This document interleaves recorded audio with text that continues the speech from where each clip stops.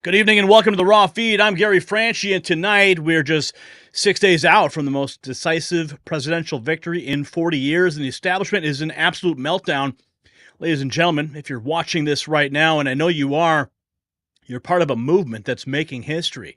We're streaming live across YouTube to millions worldwide and simultaneously on Rumble and X.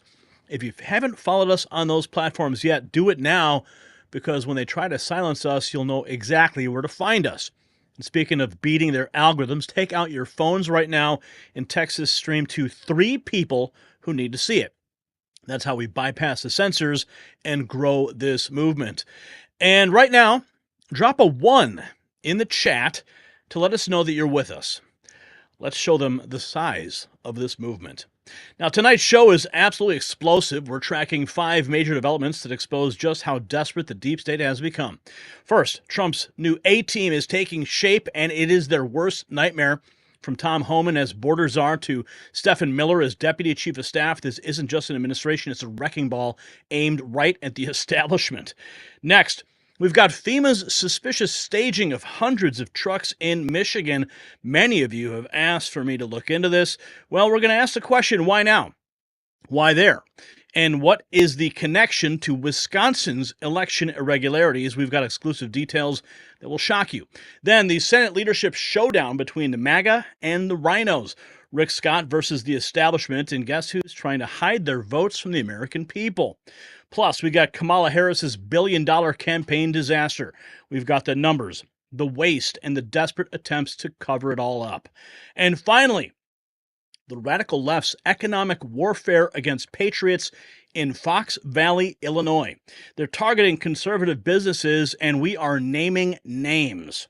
So throughout the show, we'll be featuring your reactions in real time. Your super chats, your Rumble rants will be displayed right there on the screen for the world to see between segments. Remember, super chats get priority, so if you want your voice heard, that is the way to do it. And of course, because the chat moves so quick, if you want me to see something, that is the best way. And listen, Patriots, this kind of journalism is not cheap, and it certainly isn't popular with the powers that be. If you value what we do here, we need your support. The donation links are in the description below. Every dollar keeps us exposing the truth they want hidden. And for those just joining the Raw Feed family, we've got something special for you. Head over to shop.nextnewsnetwork.com. It's linked below, and check out our exclusive limited edition merch. Show the world you stand with real news and not the fake news. Now buckle up, because we're about to dive into the stories, dive deep into the stories the mainstream media won't touch. The Raw Feed starts now. Let's welcome you to the show. All right, who is in the house tonight? We have everybody here. Cool Ramon and Cindy and Jan and Pammy and Christine. Remember to sound off where you are watching from. Your city, your state, your location, what kind of device you're on. We want everybody to know just how wide this show is, how big the family is here. We got John here. We got Jeanette. We got iDubbbz Gaming. Papa Renegade in Michigan. We've got Meathead. We've got West, 1 billion stolen. We got Wayne White. We got Sean. We got CL Lamb's Grace, Craig, Robert, James, Loco SOB. Catherine is here. Trill Will is here. Kay Autry is here from Tennessee. We got LC in the house. Ocean Breathes Salty is here. Bella is here. 2 blah 1. And if you had a chance, did you watch the parade we streamed for you earlier today? Yeah, Brian was on the scene and got us some exclusive coverage, so I hope you enjoyed that earlier today. We got Ralph in the house. We got David Roberts. We got Andrea Capo. I Will Run One in Cleveland. Michael in Scranton. Sure you with the cactus wrench of power. Looks like we may have just received our first super chat of the night. Oh, wow. Let's see what we have here in our super chat tray. Ralph Riley dropping $2. Where's my $2? He's in Hornbrook, California. Thank you, Ralph, for that. Keeping the engine alive here at the Next News Network.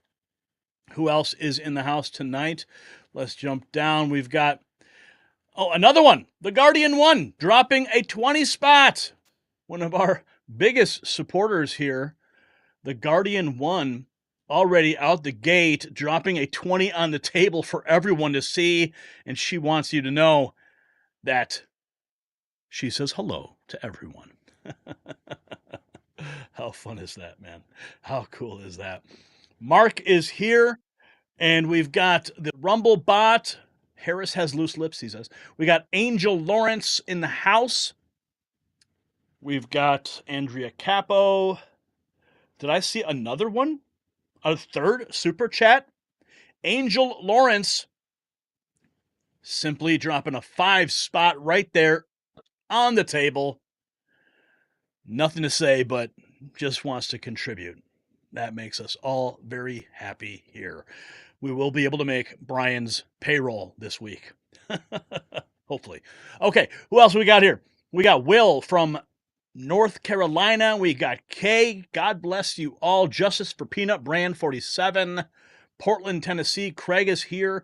Carissa is here. Let's see. Tone Stonehard is in Alabama. Another one? Another one? Already? Okay, okay, all right. We'll gladly accept it. Nana Peggy dropping a 20 spot right there on the table. Love you and keep up the good work. We're on a roll already. We've got 45, 46, $47 already in the Alex Jones was right jar tonight. Yeah, unfortunate news out of InfoWars. We're learning that they will be shutting their doors on Wednesday unless the White Hats can come into their aid and buy out everything and keep everything going along. We're also learning that he does have a backup plan. He's got some new websites and a new studio infrastructure in place. We wish him all the best. Big fans here of Alex Jones. We wouldn't be here if it wasn't for Alex waking us up so many years ago, along with all the other great Patriots like Aaron Russo and Ron Paul. Let's see what else. Oh, another one. Wow, you guys are just dropping, just showering us with cash tonight. Okay, fine, all right. Valentina, $1.99, dropping a super sticker with a Shiba dog. And we got Dragon War. Oh, Dragon War is in first place right now with their super chat, $25 right there on the table. Much love from Dragon War. So now we're at 25. We're at 25. We got 45. We got 73.99. Thank you, Brian, for doing the math for me quick. I'm 75.98 now. We're at 75.98 already. We haven't even started the show yet. Oh my. Mike's son, Butler, Pennsylvania. Ooh, Butler, Pennsylvania. Definitely has been placed on the map. Another one. Wow. Okay. All right. Let's see. We've got CE Stodios. Excuse me. Let's see. Question being asked right now. Do you think Joe will step down and Kamala Harris will be president? You know, they're talking about that. People are asking for it. Do I think it will happen? I don't think so. I think they are now just simply licking their wounds. That's what they are. So, and Alex Jones, speaking of Alex Jones, he actually retweeted our video we posted yesterday about him accepting the nomination to become the press secretary. Of course, Donald Trump Jr. nominated him some time ago, and that went mega viral. Really exciting to see all the feedback from that video. Totally unexpected, but it was definitely a story that needed to get out there, and you guys were there for it, and you guys helped it get viral. And I did text it to Alex because when I heard the news about him potentially becoming the next press secretary, I said, hey, Alex, I'm in your corner for this. I want to see it happen. What can we do to help?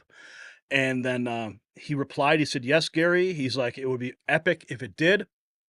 And then that's when I compiled that video, put it together, and blasted it out, and it went mega viral just yesterday. I think it's got over 400,000 views as of right now. Really exciting stuff to see. Okay, we've got a lot of news to get to, and we want to get to it quickly. But the first things first, we got to get the details about this Senate leadership vote, because that is probably one of the most important things we need to talk about tonight. Ladies and gentlemen, a war is raging in the Republican Senate, and the stakes could not be higher. Just days after Trump's landslide victory, Mitch McConnell engineered an early leadership vote to undermine the America First agenda. But MAGA patriots are not having it. Rick Scott stands ready to lead while establishment picks Cornyn and Thune while they're scrambling for support. The vote will be secret, but Steve Bannon warns we're going to get it leaked. So tonight, we expose the senators trying to hide their votes and reveal why this battle could make or break Donald Trump's second term.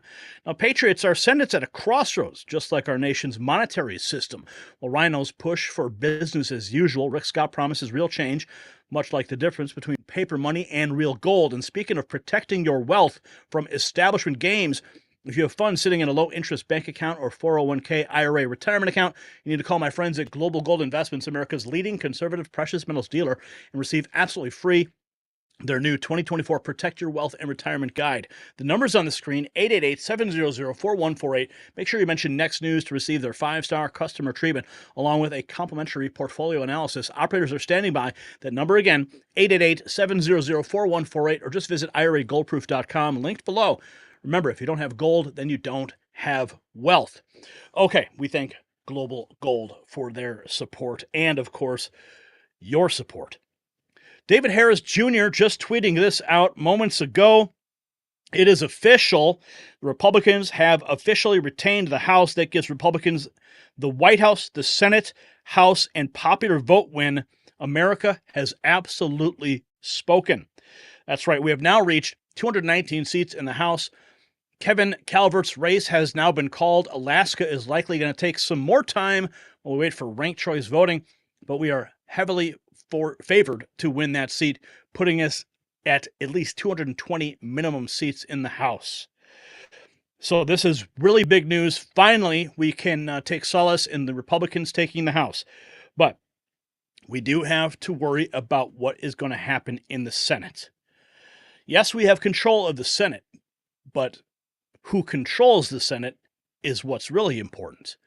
You see, Donald Trump may have a mandate from the American people, but the establishment, the deep state swamp monsters in D.C., the rhinos, well, they have other plans. Just like when Paul Ryan was in control of the House during the early 2016 administration of Donald Trump, if they place somebody in the Senate who is not going to bring up votes, who is not going to pull his weight with the America First agenda, then essentially Donald Trump has a very serious problem. That should concern every single one of us. Now, we're learning that this just comes in. Senators do not take kindly to having an army of social media trolls attack them. Social media trolls helped win this election for you and the country. We seem to have more internet battles and issues to fix, and I look forward to being a thorn in the side of all of you. That was from Graham Allen 12 hours ago. So senators don't take kindly to an army of social media trolls. Actually, that army, they are your constituents. So if you haven't picked up the phone yet to call your senator to tell them to vote for Tim Scott, what are you waiting for?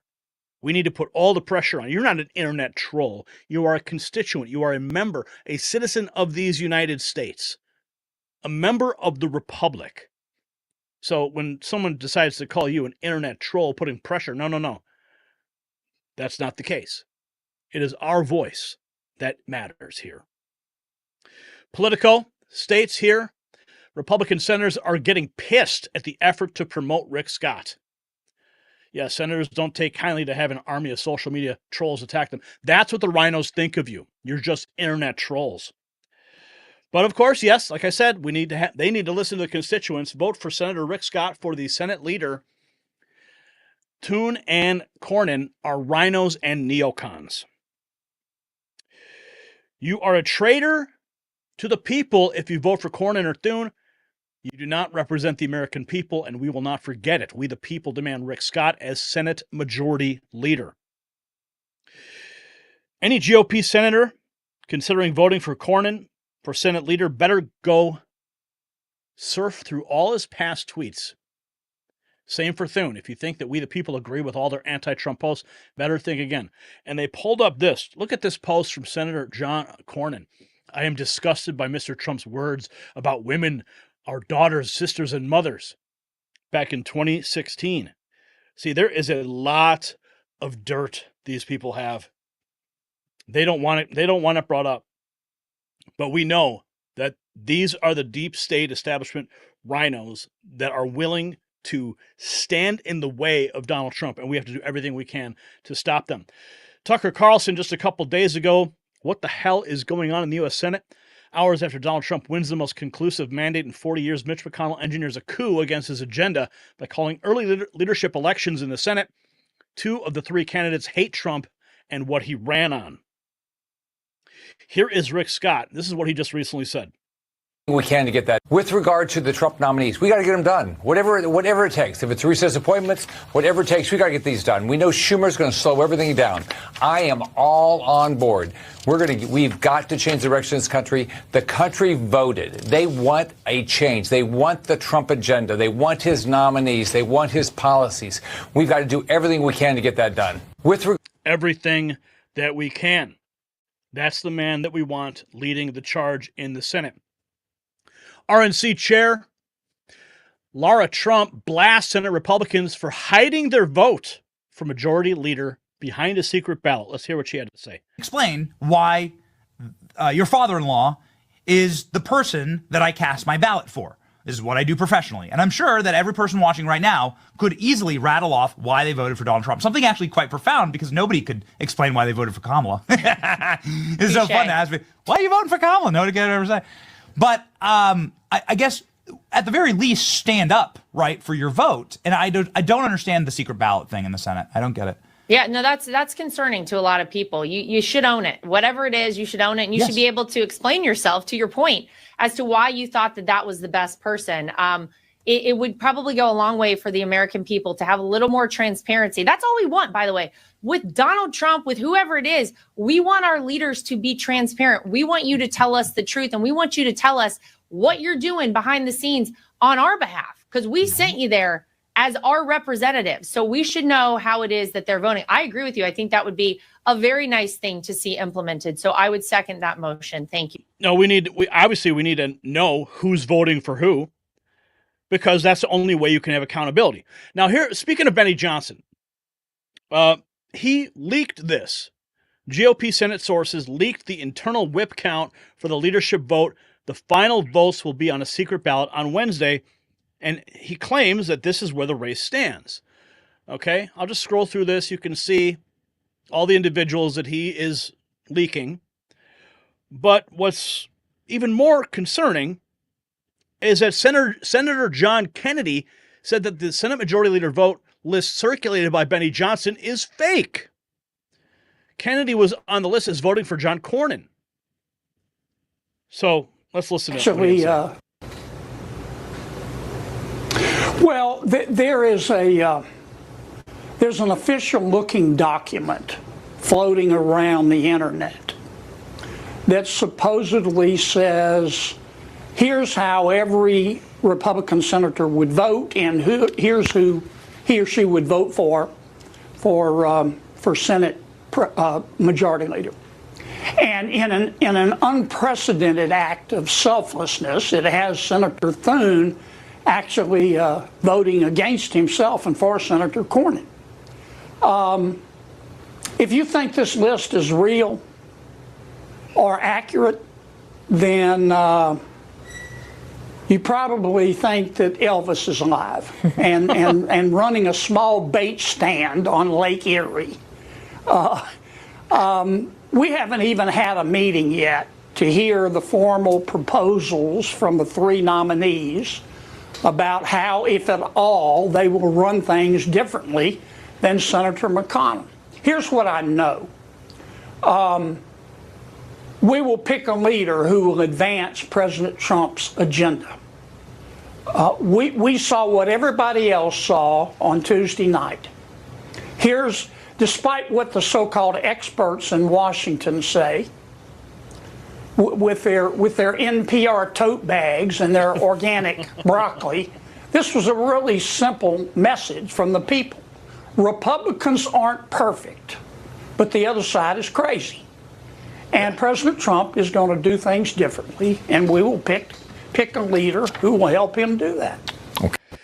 So clearly we have Senator Kennedy calling out the fake list that Benny Johnson is circulating. Now, in a different poll, this is one from Elon Musk that got 1 million votes. Of course, it's unofficial, but it lists Rick Scott getting 66% of the vote, while Other got 22% and Thune and Cornyn 7 and 5%. So Other is more favorable than Thune and Cornyn. Rick Scott clearly getting 66% of 1 million votes. Now, if you don't know who Sarah Gonzalez is, she is a host on The Blaze.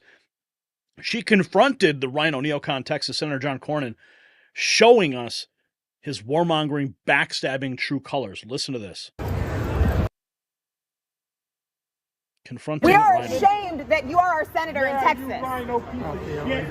Hi, Senator Sarah Gonzalez. Hi, I was just wondering why you keep voting to send our money to Ukraine. Well, because I think it's in our national security interest to help them defend themselves. I may not get it in here. Ukraine, he will invade NATO countries. Americans are starving right now, and you guys are sending our tax money to Ukraine. We have our own problems to deal with. You want a World War III or what? Grab you over here. Pardon me, sorry. Hey, why did you call Ken Paxton a criminal? Senator, why did you call Ken Paxton a criminal? Basketball thing over here. You can't answer? Nothing to say? I'm a constituent. I'm asking a question.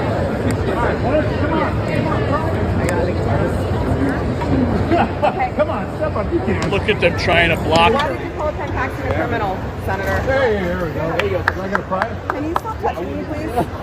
Thank you. He was touching. His butt was Come on, give her access. What the hell? Senator, why can't you answer? There are more J6ers from Texas than any other. Why are you Look at them refusing to address intimidating her. the J6ers, Senator? Hey, honey. Why is he refusing to address the J6ers? Yeah, absolutely. Ask him. Ask him. You're a rhino, Cronin. Why aren't you helping them? Yeah, security, don't worry about it. You're a rhino. What did you think was going to happen when you came in the exhibit hall? I'm a constituent. Thank you. Rhino piece of shit. What a loser. Senator, we're your constituents.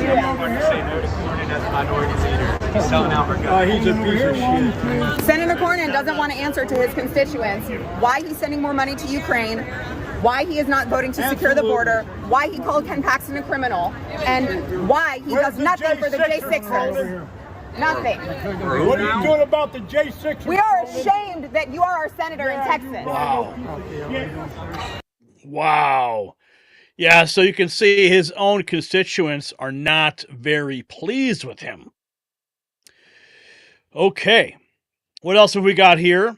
Sean Spicer says that President-elect Trump would endorse Rick Scott for Senate Majority Leader if they can show him a clear path to victory for Scott in the vote count. Let's listen to what Spicer has to say. He was the former press secretary. Path to victory. Trump is going to look at the numbers. And if they can bring to him a number where it says Rick Scott is at 17, 18, 19 votes, and so currently, it's a three-way race, and here's who it breaks down. Your endorsement will get him over the top. He'll do it. If they can't show him a path to victory, I'm hesitant to think that he would jump in. Why does he have to wait for a path to victory? I mean, all he's got to do is open his mouth and endorse Rick Scott, and everyone will fall in line. I mean, I don't know. Let's listen. But if the Scott folks can show him that his endorsement would take him over the top in a three-way race, I think it's there. So a specific whip count. These are the votes you'll get if right. you endorse. Yeah. Right. And or just, hey, there's three away. There's no way that these senators that are going to be in cycle will defy you now. Right. Right. I think a senator that just got reelected or that's 4 years out might be a little less concerning. But the one thing I will tell you where some people are off is they say, well, these senators are insulated because they might not be in cycle. I still think, you saw what he did to a couple of those guys, Jeff Flake, and it just where they don't want to be on the outside at the beginning. And so I totally agree that Scott can, this could really, what's going on in the last few days with all of these people publicly coming out, whether it's Elon or Charlie Kirk, for Senator Scott is huge. And I think that people are misreading the Senate by saying that senators are going to find this, unappealing because it's a secret vote. He said Jeff Flake. I haven't thought about that in a long time, but that guy got iced out of the administration so fast. So here we have, okay, let's take a look. ALX posted these side-by-sides. Rick Scott in 2016 versus John Thune in 2016. Tell your senator to vote Rick Scott for Senate Majority Leader. Governor Rick Scott calls on stop Trump effort to stop in a press release in 2016. So Rick Scott had Trump's back all the way in 2016. Thune, though, Donald Trump should withdraw, and Mike Pence should be our nominee effective immediately, also 2016. So you can see where the loyalty lies. And with Rick Scott, it runs deep. Let's listen to what Steve Bannon had to say. Even if you don't, let me tell the Senate and let me tell their staffs, it's not going to, even if you don't agree to a public vote, we're going to get it leaked. Benny Johnson has contacts. People have contacts, already made contacts. We're going to get it. It's going to be public. You are not going to be able to hide from this vote.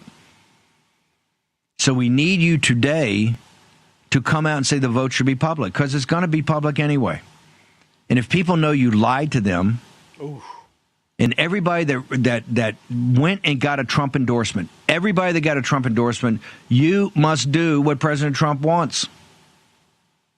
This is not a small thing. President Trump has a great saying. He says all the time, no games. President Trump is not a game player. He's a blunt force instrument. But he's got little tolerance for people playing games, and their games being played. Games are being played because they want to keep this secret. Bannon knows it's going to get leaked out, and then we'll hold him accountable. What else do we got here? Okay, we have John Kennedy claiming that the list that Benny Johnson is circulating is fake.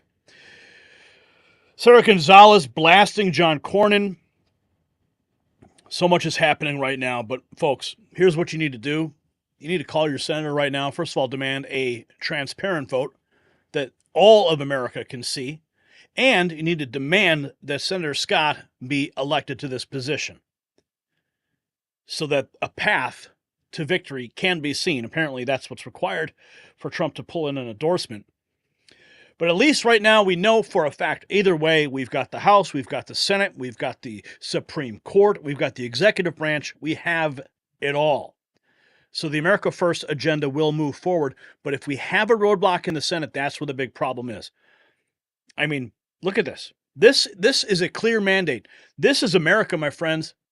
It is covered with red. And if those senators don't pay attention to their constituents, they will be primaried. And that's all we have to say. So the battle lines are drawn. Patriots. Rick Scott promises to advance Trump's agenda while rhinos like Cornyn and Thune plot from the shadows. Polls show overwhelming grassroots support for Scott, but establishment senators are hiding behind a secret ballot. This isn't just about leadership. It's about whether the Senate will serve the people or the swamp. The vote is coming, and every senator must choose America first or America last.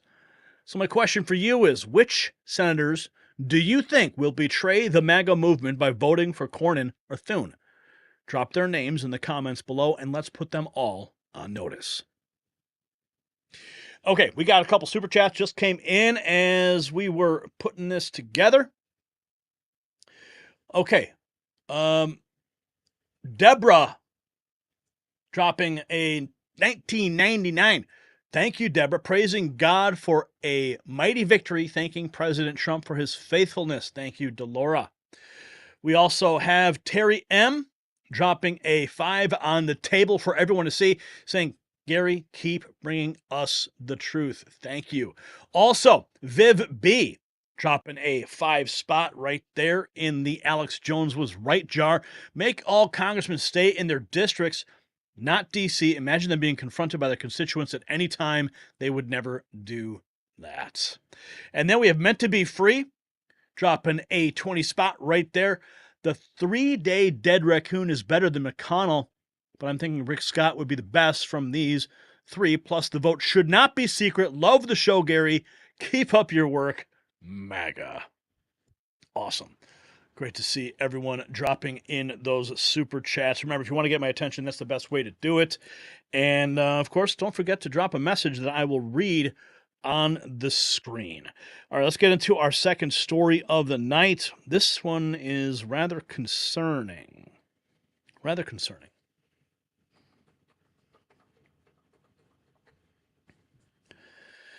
Tonight, Patriots were connecting the dots to paint a chilling picture. 350 FEMA trucks mysteriously appear at a Michigan airbase strategically positioned near Wisconsin's contested election sites. Coincidence? Not likely. The same agency caught discriminating against Trump supporters is now staging massive resources in specific counties. Meanwhile, Wisconsin's Senate race flips through statistically impossible vote dumps. So what do they know that we don't, and why this location and why now? Well, our sources suggest these aren't separate events. They're pieces of a larger operation that should terrify every American patriot. Now, patriots, while FEMA positions their resources, you need to position yourself for safety on the road.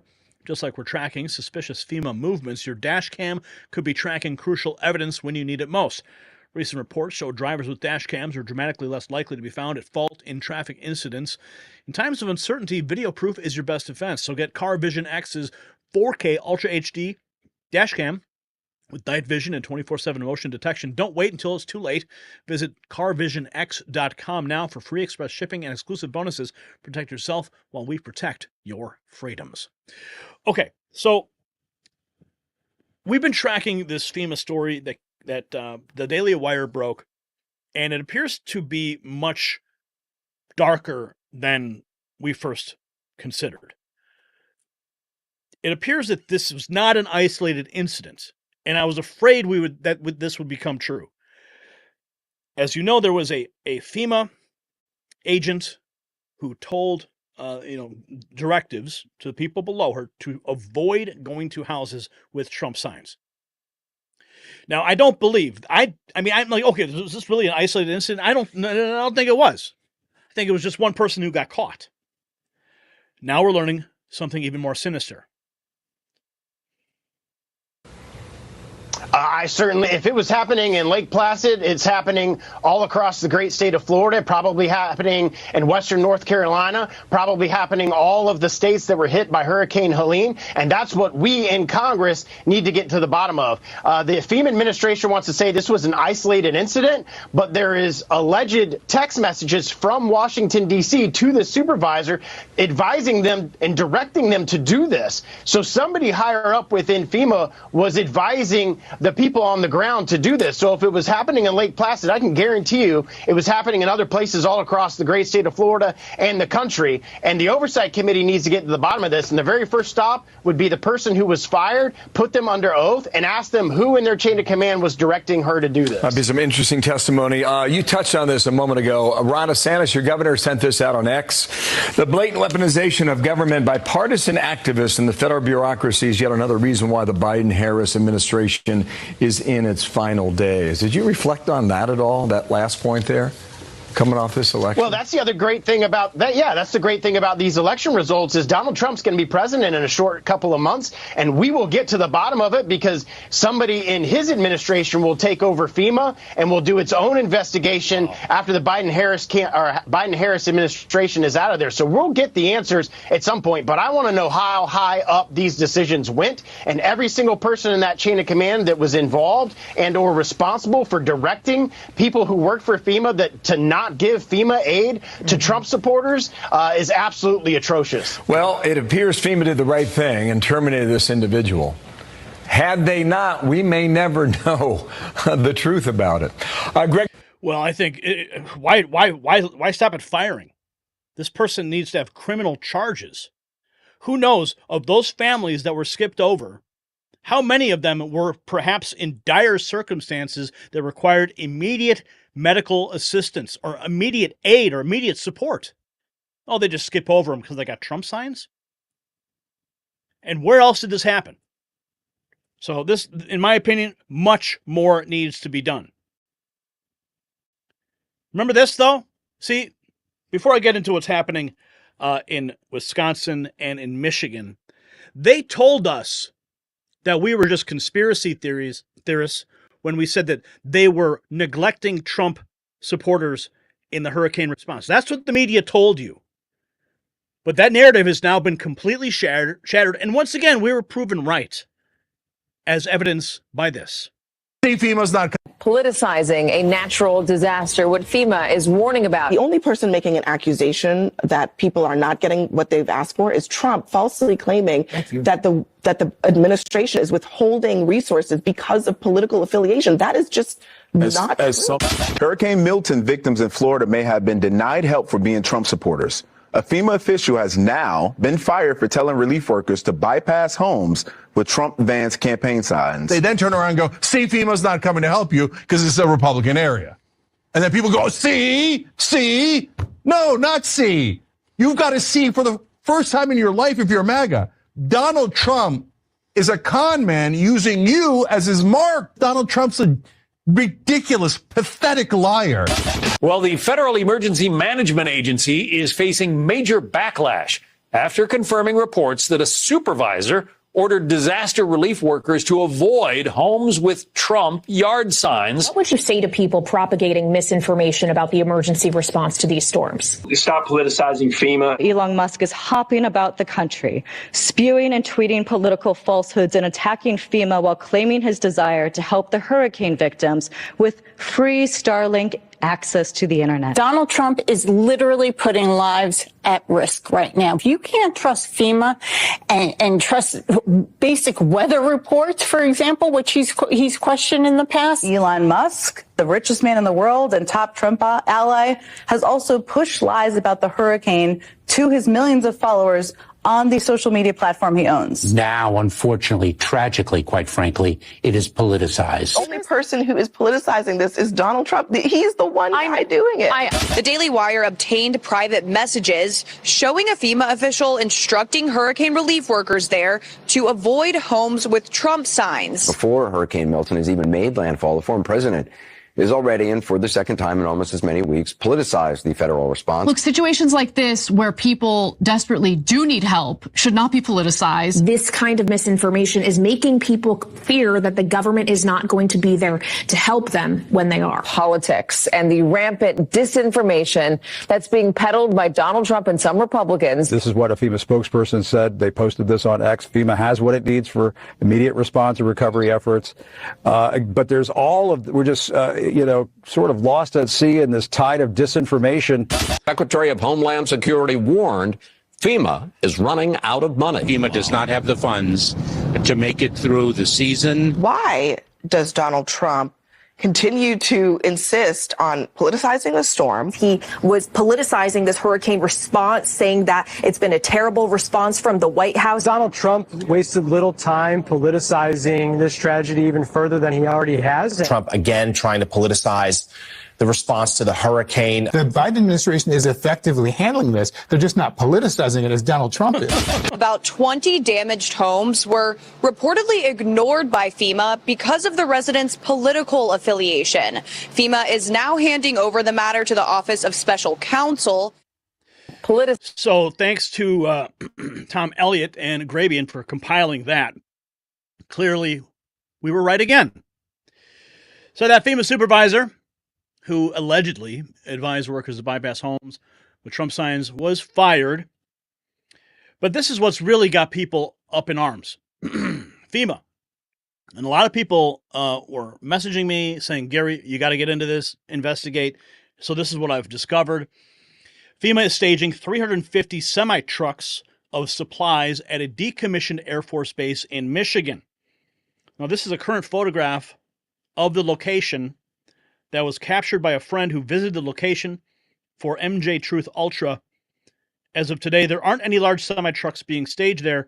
However, there are quite a few large containers. My friend is unsure if they've been there for a while or if they're new, so best to assume that they're older, and they will be checking on this location as we get more information. But there's other information that's really concerning. Did you see this? This is the actual, listen to the supervisor out of Michigan. Okay, why is FEMA staging 350 semi-trucks full of equipment in Michigan at a decommissioned Air Force base for emergency situation pertaining to 6 specific Michigan counties? Someone sent me this and wished to stay anonymous, but urged me to look into it.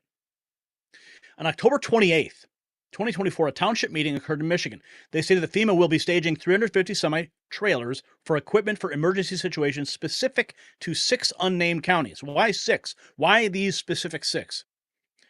If you see a lot of trucks coming into the base, that's what it is. Nothing to be scared about. Yeah. So let's listen. Much change. There's not much change other than our projects are moving along. Next would be the report, the airport report. That would be me. The airport was just notified that FEMA has chosen the airport facility as a stationing hub for emergency services through FEMA. They will be serving 6 counties in this area, and they will be bringing in some 350 semi-trailers with equipment to park on the base. So if you see a lot of trucks coming into the base, that's what it is. It's nothing to get scared about. They're staging for emergency situations in any of these 6 counties that FEMA takes care of. And Mr. Freeman is in the house.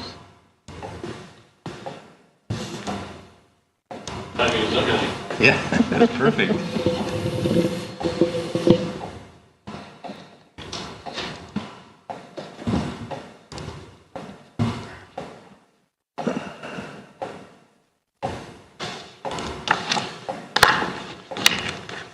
And just one other item from the airport.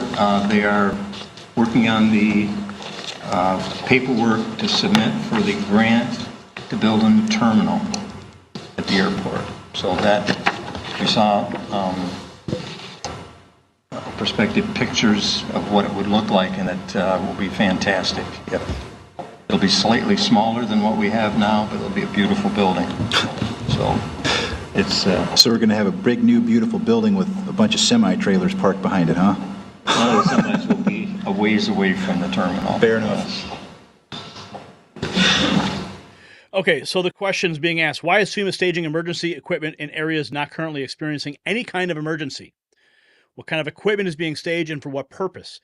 What emergency situations are they preparing for in those 6 counties? If anyone has any info on this or would like to expose what's happening, DM MJ Truth Ultra. But here's where it gets interesting, okay? This is where it gets really interesting. Kennedy Agent 219 posted this. Those 6 Michigan counties receiving 350 FEMA trucks are lined up from east to west coast in alignment, Michigan, East Coast, West Coast, Michigan, in alignment with Racine, Wisconsin, in direct alignment. I would expecting an earthquake or explosion. I believe it's sub-tunnel time. So look at this map. You can see where Racine is by the big arrow, and directly across, almost exactly across, is the counties where the FEMA situation is unfolding. If you look here a little closer, you can see the 6 counties in question in Michigan, and the arrows pointing to Racine, Wisconsin. So people are drawing a connection directly to Wisconsin from Michigan. What's going on there? Well, what we do know is that there was a massive cheat that took place. Now, there was a cheat in Arizona, and I bring this up because we're talking about what happened in Wisconsin as well. Donald Trump won 52% of the vote in Arizona. Kamala Harris, 46%. Now, look at the numbers there. Donald Trump received 1.5 million votes. But why would Kari Lake only receive 1.37 million votes? You would think that everybody would just vote down ticket and she would have some almost identical numbers to Donald Trump. But here's what gets even crazier. Kamala Harris received 1.332 million and Ruben Gallego 1.409. Ruben Gallego in Arizona got more votes than Kamala Harris. And Donald Trump got more votes than Kari Lake. If you need any more evidence of hanky-panky going on in Arizona, there it is right there in black and white. So both Kari Lake and Ruben Gallego got significantly more votes than Kamala Harris. The only time this ever happened was in 2020 when Mark Kelly got more votes than Joe Biden. In every other Arizona election, the Senate candidates got less votes. Okay, so what else could be going on? We got this. Canada detects its first presumptive human H5 bird flu case. And how close is Michigan to Canada? You know. So FEMA is staging 350 semi-trucks full of unknown equipment in Eaton, Ingham, Ionia, Kent, Livingston, and Macomb County. Here again is the map. Now, Shevet AF says, I live south of Kent County. We've had earthquakes here before, but I don't remember FEMA showing up for them. What is going on? If we get one, I'll let you know. Also this, CNN correspondents, federal workers report PTSD over Trump's return. We are in a new dystopian hellscape. So federal workers are in a new dystopian hellscape. We have FEMA receiving directives or giving directives to avoid Trump homes. Now they're staging equipment in Michigan directly across from Wisconsin. As Schedule F. Quote, there is a feeling of dread among everyone. CNN's Renee Marsh is with us now. Renee, what are you hearing? Well, John, we are in a new dystopian hellscape. That is from a federal employee via text message last night, and that is the mindset of many of the 2 million federal workers anticipating Donald Trump's return to office. Now, to be clear, what Donald Trump is promising for federal workers is unlike anything we have seen in our lifetime. He's proposing reverting to a structure of government that existed 141 years ago, when political parties gave government jobs to their supporters, and that's what has federal workers who I'm speaking to so anxious and so scared about Trump's plan known as Schedule F. Now, it would give him the power to start these mass firings of nonpartisan career employees perceived as disloyal, who may get in the way of his policy actions at these agencies. As you know, Trump has obsessed on the campaign trail about the idea of federal workers being agents of the deep state working against him and his agenda. Now, some of the employees who lived through the first Trump administration say they are experiencing PTSD. One saying, quote, we are absolutely having conversations amongst ourselves about whether we can stomach a round two. Whether we can stomach a round two. Well, you don't have much of a choice. He's your boss now. Okay, so let's continue. Evidence suggests voter fraud in Wisconsin Senate race. Look at that. Where have we seen this before? This was the Wisconsin Senate race. All of a sudden, mysterious ballot drops in the middle of the night.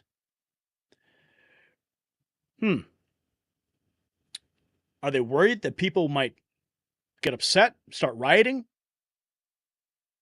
We have this, New York Times, Trump's false claims about federal response to Hurricane Helene, neglecting areas that had voted for Republicans, but now, same headline, same news outlet, New York Times, FEMA fires employee for telling Milton relief workers to skip houses with Trump signs. Evidence suggesting voter fraud in Wisconsin Senate race. In Milwaukee, a huge and improbable Democrat vote dump flipped the race. In Dane and Winnebago, updates implausibly all improved Democrat vote share relative to prior votes. Updates got more extreme after GOP pulled ahead. This is the bigger picture of the one I just showed you. So, in a state directly across from where FEMA is staging, I'm not saying that this is what's going to happen, but it's like they're right across from each other. You've got bird flu in Canada, a human transmission now. You got a stolen election in Wisconsin. You got FEMA workers in Florida rejecting to help Trump supporters. And now you've got millions of federal workers who have PTSD living in a dystopian nightmare. 4 counties in Michigan find over 26,000 votes days after the election. Several seats flip from Democrat to Republican, including one Michigan House seat. So all of this stinks. But we're going to continue to watch as more information becomes available. We'll continue to track the story. and see what kind of photographs come out of this FEMA staging ground. But that's the current situation there with all these suspicious activities in the orbit of this location. But I think this is probably the most compelling piece of information. That something is going on directly across from Wisconsin and the location where FEMA is. So we're going to track this. The evidence is mounting. FEMA's strategic positioning, the Wisconsin vote irregularities, the timing at all points to a coordinated effort. They're preparing for something, and the American people deserve to know what it is. So as we've uncovered tonight, the trucks aren't just parked, they are positioned. The vote isn't just irregular, it's engineered, and FEMA isn't just preparing, they're planning. So my question for our viewers is, what do you think those 350 FEMA trucks are really carrying, and why do you think that they chose these specific counties in Michigan? Share your theories in the comments below. Okay, we got some super chats that just came in. Tammy Weber in Kansas, dropping a 20 on the table. We appreciate you from Kansas. Thank you, Tammy, so much for that. Also, Mountain Goddess dropping a 5 on the table in the Alex Jones was right jar for Alex Jones. For the Alex Jones jar. Thank you for all you do. Thank you, Mountain Goddess. Brian, what is our tally up to right now on Super Chats? Want everybody to know exactly where we stand. And I want to check in on the main chat, see what people are saying about the FEMA situation. Call to Wisconsin senators, ZV. Maybe they're expecting some sort of train derailment, says Subi. New virus, state of emergency. They'll get Joe and Kamala in as dictator. That's the plan, says Lobo Jones. The Antichrist has arrived. Many will be deceived, says Arminius. The feds are going to get caught, says Katie. K Midtown says FEMA crimes. And Alex Jones for press secretary. That is my vote. 159. What, Brian? 159.56. Oh, another one just came in. Who do we have here? Who just dropped it? Ah, I see it. It's going to register in 2 seconds. I know it will. Let's see. Where'd it go? Stop sniffing kids, Joe. $4.99. Thank you for that. For some reason, I can't display it on my screen. It hasn't activated on my administrative panel. But I see you, and I hear you. All right. Let's get into our next topic. Oh, this is bad. Oh, man, this is bad.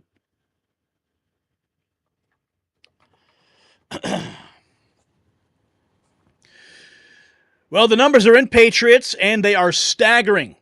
Kamala Harris burned through $654 million on celebrity endorsements and vanity projects, nearly double Trump's campaign spending. $1 million to Oprah for a town hall, expensive podcast appearances. While Trump ran a tight ship to victory, Harris's team hemorrhaged cash like drunk sailors. Now they're begging for recount money that they'll never use while sitting $20 million in debt. But here's the real scandal. Did you know that over 10,000 Act Blue refunds compared to Trump's mere 31 happened? Yeah, something's rotten in the Harris campaign, and we have got the receipts.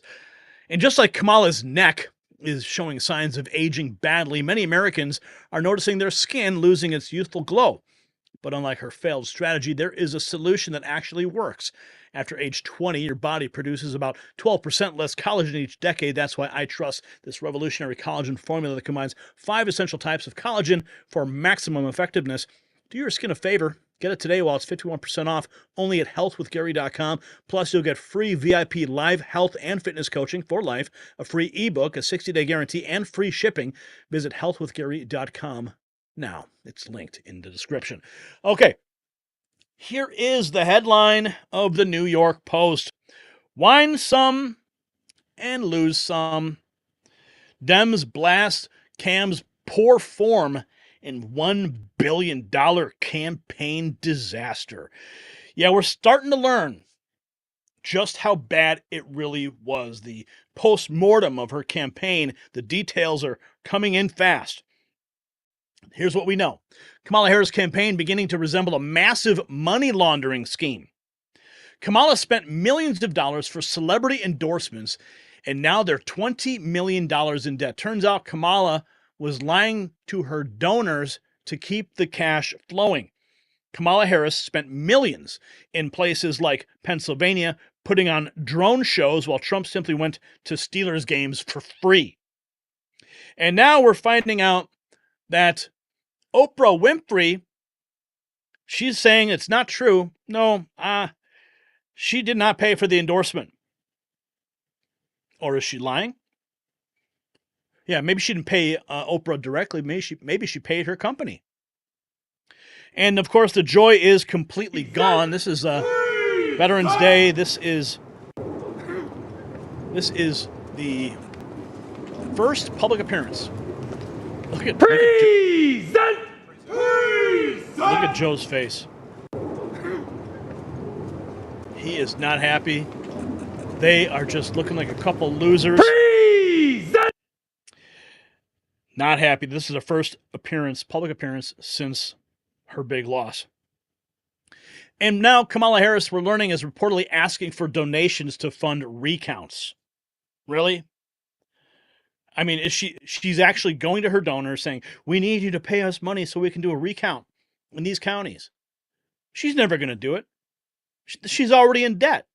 $20 million. She cannot pay for recounts. So she's giving her supporters a false sense of hope. Those that are still hanging on to the possibility that Kamala Harris could become president, which is a complete statistical impossibility, but she's just going to milk those faithful, brainwashed masses for everything that she can. I thought that this post was very powerful. The difference between a businessman and a career politician in one picture. One succeeded with the bare minimum, and the other one blew through every dollar and lost everything. So here's Harris campaign versus the Trump campaign. Okay, Kamala raised over $1 billion. Donald Trump raised $381 million. She spent $1.37 billion. Donald Trump spent $345 million. She spent $582 million on staff. Trump simply spent $10 million on staff. That's the difference between a businessman and a politician. Donald Trump is a lean, mean fighting machine, and he got it done. Tracking that campaign cash. And of course, we're learning this. Ex-DNC official Jamal Simmons floats having Biden resign to let Harris become president before inauguration. A lot of people were saying this. Harris resigned. And a lot of people were saying it because they wanted to screw up Donald Trump's merch game. Everyone's selling 47 gear. In fact, we just launched a new merch shop at shop.nextnewsnetwork.com. We have some really cool Adidas gear that says Trump 47 on it. But Kamala's not going to screw up my merch game. She's not going to screw up Trump's merch game. If you want to check it out, go to the comment section, go to the description, and you'll find the link to our new merch shop. You can get one of our exclusive Adidas jerseys, and we got a hoodie too, really nice. But yeah, they're saying Biden resigned. I don't think that's going to happen personally. I can't see it happen. Bernie Sanders. What I think Trump has done. Listen to this. Listen to what Bernie Sanders has to say on CNN. Party or what's No, I was just going to say, so we've talked about the economic issues, which, of course, that's number one. Then there's the social and cultural divide that seems to be happening between a lot of people in America who used to support the Democrats and what is now the Democratic Party, or what's perceived to be the Democratic Party. White voters largely propelled Trump to victory in the race, but there was a major shift. The exit polls showed that Latino voters, especially Latino men, shifted more towards Donald Trump. Biden won them by 23 points in 2020. This year, Trump won them by 12. I want you to listen to what a Latino voter told my colleague Ed Lavandera this week. We believe in, teaching our kids about God, our Christian values, family values. And the Democratic Party is embracing all the woke, left-leaning ideas that it doesn't go with our values. Do you think it's the Democrats pushing Latinos to Trump, or is it Trump bringing in Latinos? I think more Democrats are pushing Latinos to Trump. What do you think of that? Well, what I think is that Trump has done a good job in claiming that Democrats do nothing more than the woke agenda. In my view, what Democrats have got to focus on, and tell that gentleman, do you want a minimum wage that's a living wage? Do you think health care is a human right? Do you think we should build the affordable housing that we need? Do you think we should take care of our seniors by expanding Social Security? So I think the emphasis has got to be, of course, and wiping out all forms of bigotry. And the Democrats should be proud of standing up for women's rights and abortion rights and gay rights and civil rights. But the emphasis got to be is to make it clear that we are prepared to stand with the vast majority of the people, many of whom are falling further and further behind, while the people on top do phenomenally well. That's a message. Okay, so women's rights, standing up for women's rights, standing up for gay rights. That's what he's saying. But the truth is that Donald Trump is not abolishing anyone's rights. But that's the lie that they keep perpetuating into their delusional supporters who believe it. They eat it up. And they go on unhinged rants on TikTok. The Washington Times, DNC officials call Harris campaign a $1 billion disaster. And some Democrats are donating to a recount campaign, hoping to prove that Kamala Harris indeed won the presidential election. Like I said, this is another act of desperation from the Kamala Harris campaign, soliciting donations to cover her debt. She's never going to have a recount. It's never going to happen. But people are eating it up. Hook, line, and sinker. Harris funding fine print signals recount effort. Oh God, if this is true, it'll make me so happy. Now, I understand how MAGA felt all these years, but the difference is that they were being lied to by their leaders. It's all part of the plan for what's happening now. If we had a guarantee that they would follow through on this, my guess is there are 60 million voters, $1 to $100 each towards this effort. I will not donate a penny more if there's no effort to protect my vote. Put me in for 100. I just donated. Thank you. I just donated to her website. Yep, they're eating it up. They are eating it up. But there will be no recount. Oh, did you see this? This is Joe Biden's latest opponent, Sand. Oh, this is so sad to watch. Stumbling through the sand. Oh, whoa, wow. He's playing. Come on, man. Come on, man. You can do it. He's playing. He's trying too hard. Yeah. He's playing. Embarrassing. That's what it is. Wow. Mark Cuban has officially scrubbed his entire X account of any Kamala Harris tweets. Yep. Another loser. And he's getting roasted for it online. Kamala's campaign, here's more, urging supporters to donate for a potential recount despite no plans to pursue one. Critics argue her campaign, over $20 million in debt, is misleading voters to raise funds under false pretenses. Let's listen. Got this one on November. Kamala Harris is not done. She is, in fact, actually leaving Taylor Swift-esque Easter eggs, and I'm absolutely living for it. Let me show you what I just found. So for Kamala HQ or Harris Waltz emails, this is typically the bottom of the emails that you're going to receive from them. This email was sent to blank. Thanks so much for being a supporter. Paid for by Harris for president. As you can see, I got this one on November 5th. Obviously, election day. I just happened to go look at one now on the 9th, and this is what I see. The top part is the same. The email was sent to blank. Thank you so much for being a supporter. But now they're making a point to include the Harris Victory Fund. But that's not all. Will be allocated to Harris for President's recount account. All those feelings we had, something's not right, the math is not mathing, what's going on? Don't worry, Prosecutor Kamala is on the case. I'm not surprised we haven't heard anything about a recount yet because there are a couple of states that are not finished yet. I'm sure that the Harris campaign was really trying to look at the final numbers before they said, okay, let's go. I'm gonna go donate, but just a reminder, as the saying goes, when we fight, we win. Kamala Harris is no, you will lose. And she's just going to take your money and run with it. Mario Nafal reports that Kamala paid Oprah $1 million in doom campaign. Kamala's $1.2 billion presidential campaign floundered despite high-profile boosts, including a $1 million payment to Oprah for a town hall. Celeb-filled events, costly podcast appearances, drained funds, outpacing Trump's $750 million budget. Now Democrats are reeling over the colossal spending, with infighting as Kamala's team is blamed for the failure and faces $20 million in campaign debt, according to the Daily Mail. Oh, and speaking of spending, remember this guy? Yeah, Dr. Fauci.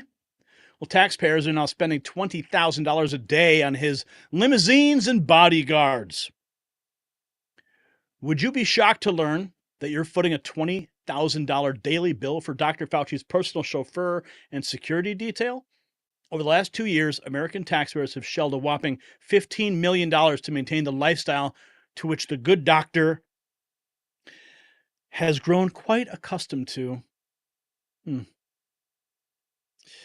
Fauci's net worth sits comfortably at over $11 million, and he once held the title of highest paid federal employee at $480,000 per year.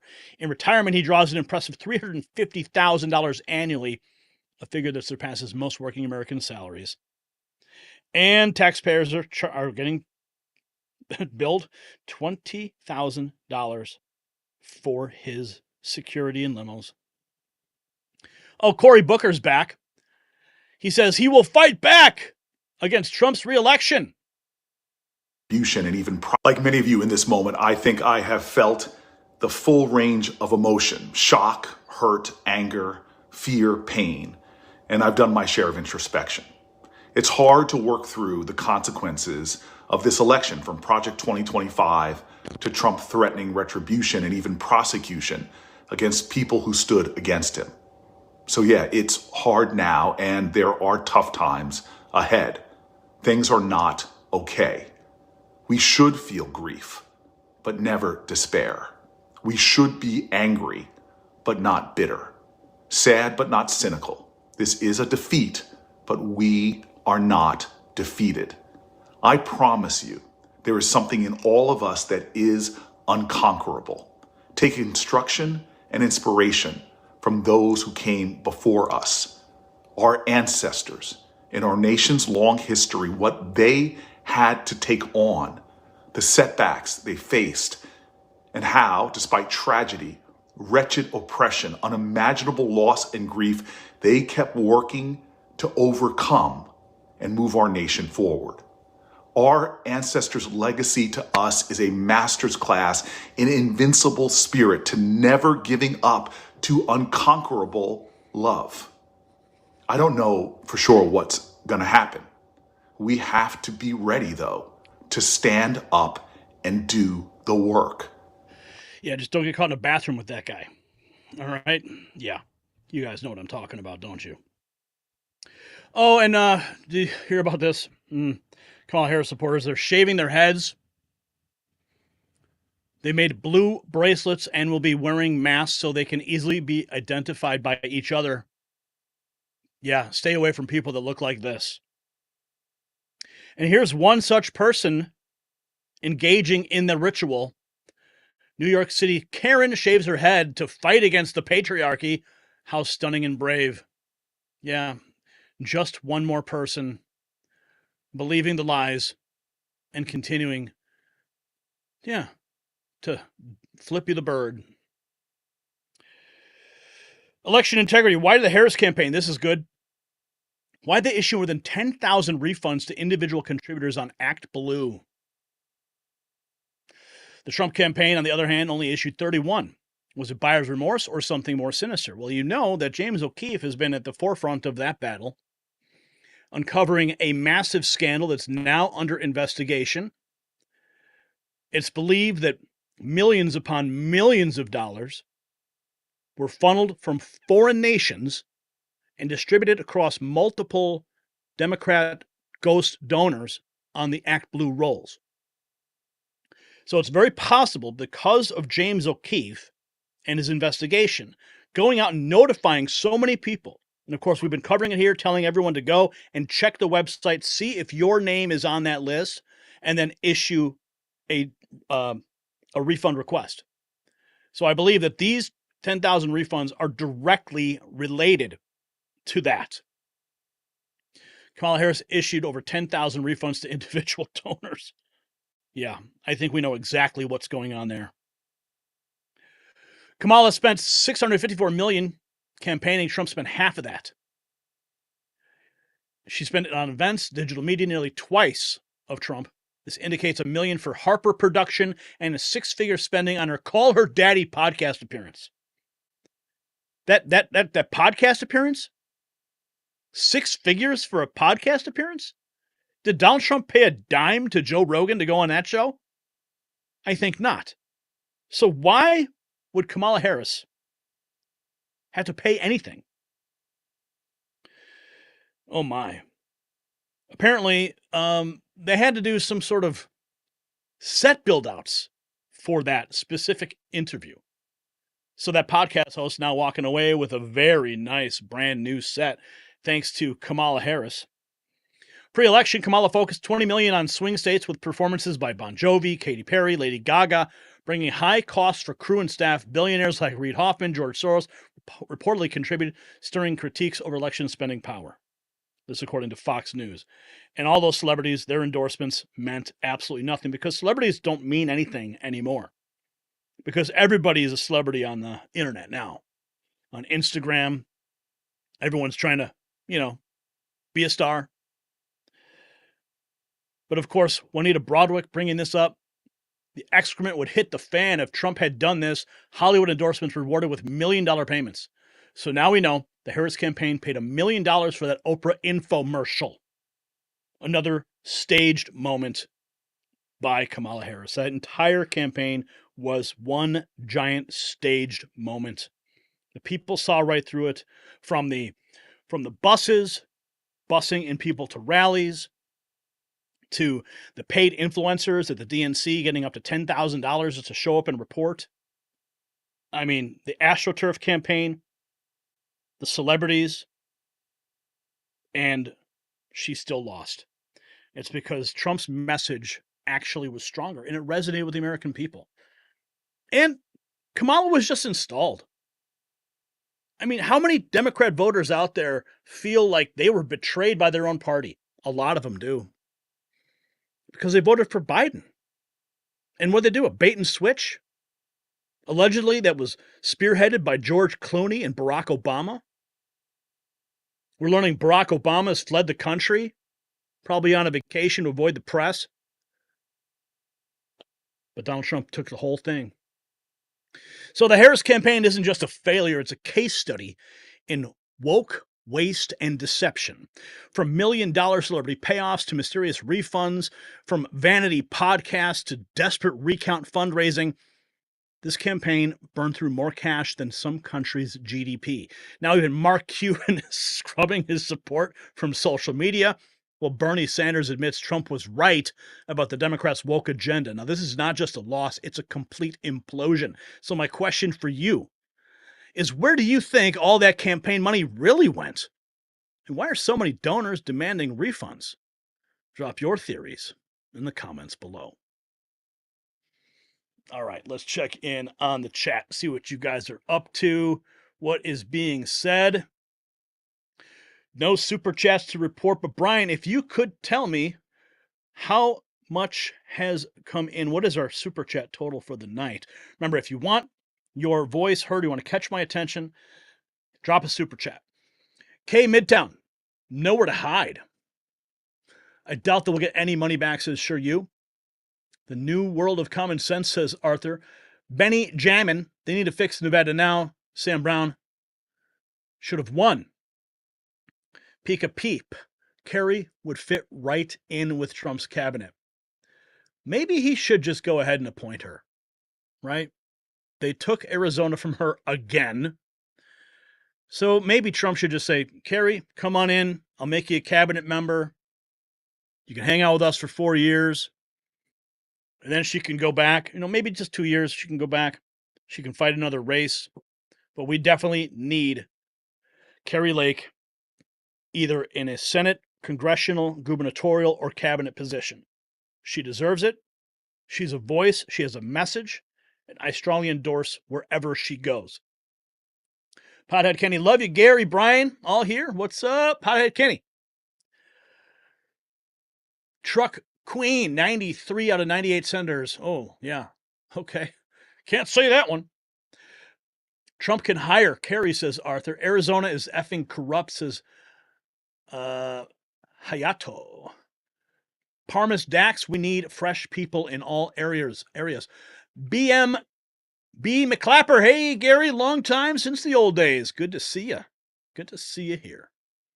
Kerry Lake for press secretary. Susudio, Michael Horton. I want to see Alex Jones. Give Alex Jones the microphone as press secretary, maybe just for a couple of weeks. And watch those press weasels squirm. Here's what I think will happen. I think that if Donald Trump actually appoints Alex Jones as press secretary and he just shows up one day, see, they're not going to make an announcement. He's just going to show up and it's going to happen. Because if he does make a really big announcement, like of course we saw Donald Trump Jr. Making the nomination of that. We saw Candace Owens saying she would go as far as paying his salary. We saw Alex Jones stating that he would, in fact, he did officially accept Donald Trump Jr.'s endorsement. So, whatever happens in the back rooms, they're not going to make a big deal out of it.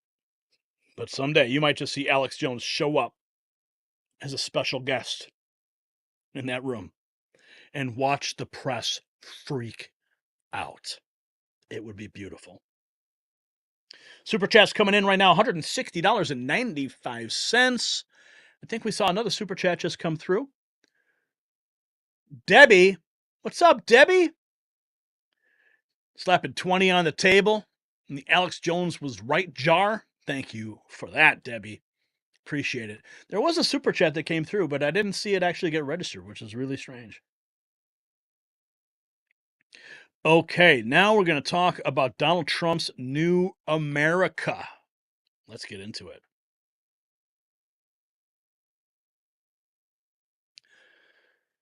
Patriots, the swamp is in absolute panic mode. Donald Trump is assembling the most aggressive America First administration in history, and the establishment cannot handle it. Tom Homan as Border Czar, promising mass deportations. Stephen Miller as Deputy Chief of Staff, ready to demolish the administrative state. Elon Musk at Mar-a-Lago daily. RFK Jr. in strategy sessions. Lee Zeldin preparing to dismantle the EPA's regulatory regime. Federal workers are literally claiming PTSD while big pharma executives hold emergency meetings. This is not just administration, it's a wrecking ball aimed directly at the deep state. And while Trump builds his team to protect America's future, you need to protect your financial future from the coming storm. The national debt has exploded past $35 trillion. The establishment's desperate reaction to Trump's A-team could spark economic chaos. That's why smart money is moving into what the Constitution defines as real money, gold and silver. So if you have funds sitting in a low-interest bank account or 401k IRA retirement account, call my friends at Global Gold Investments, America's leading conservative precious metals dealer. Receive absolutely free their new 2024 Protect Your Wealth and Retirement Guide. The number's right there on the screen. Call 888-700-4148. Mention Next News and receive their 5-star customer treatment along with a complimentary portfolio analysis. Operators are standing by. That number again, 888-700-4148, or visit IRAGoldproof.com in the description. Remember, if you don't have gold, then you don't have wealth. Okay, so this just in, some breaking news. We are finding out that Marco Rubio has now been selected to serve as Secretary of State in a historic appointment. I'm a little concerned about that. I'm a little concerned about having a neocon like him in the administration. But who can forget this moment? It's Rubio!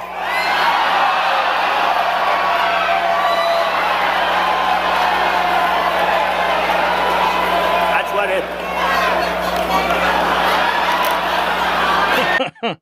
It's Rubio! Also, President Trump nominating Scott Bessent for the Treasury Secretary. That's according to the Epoch Times.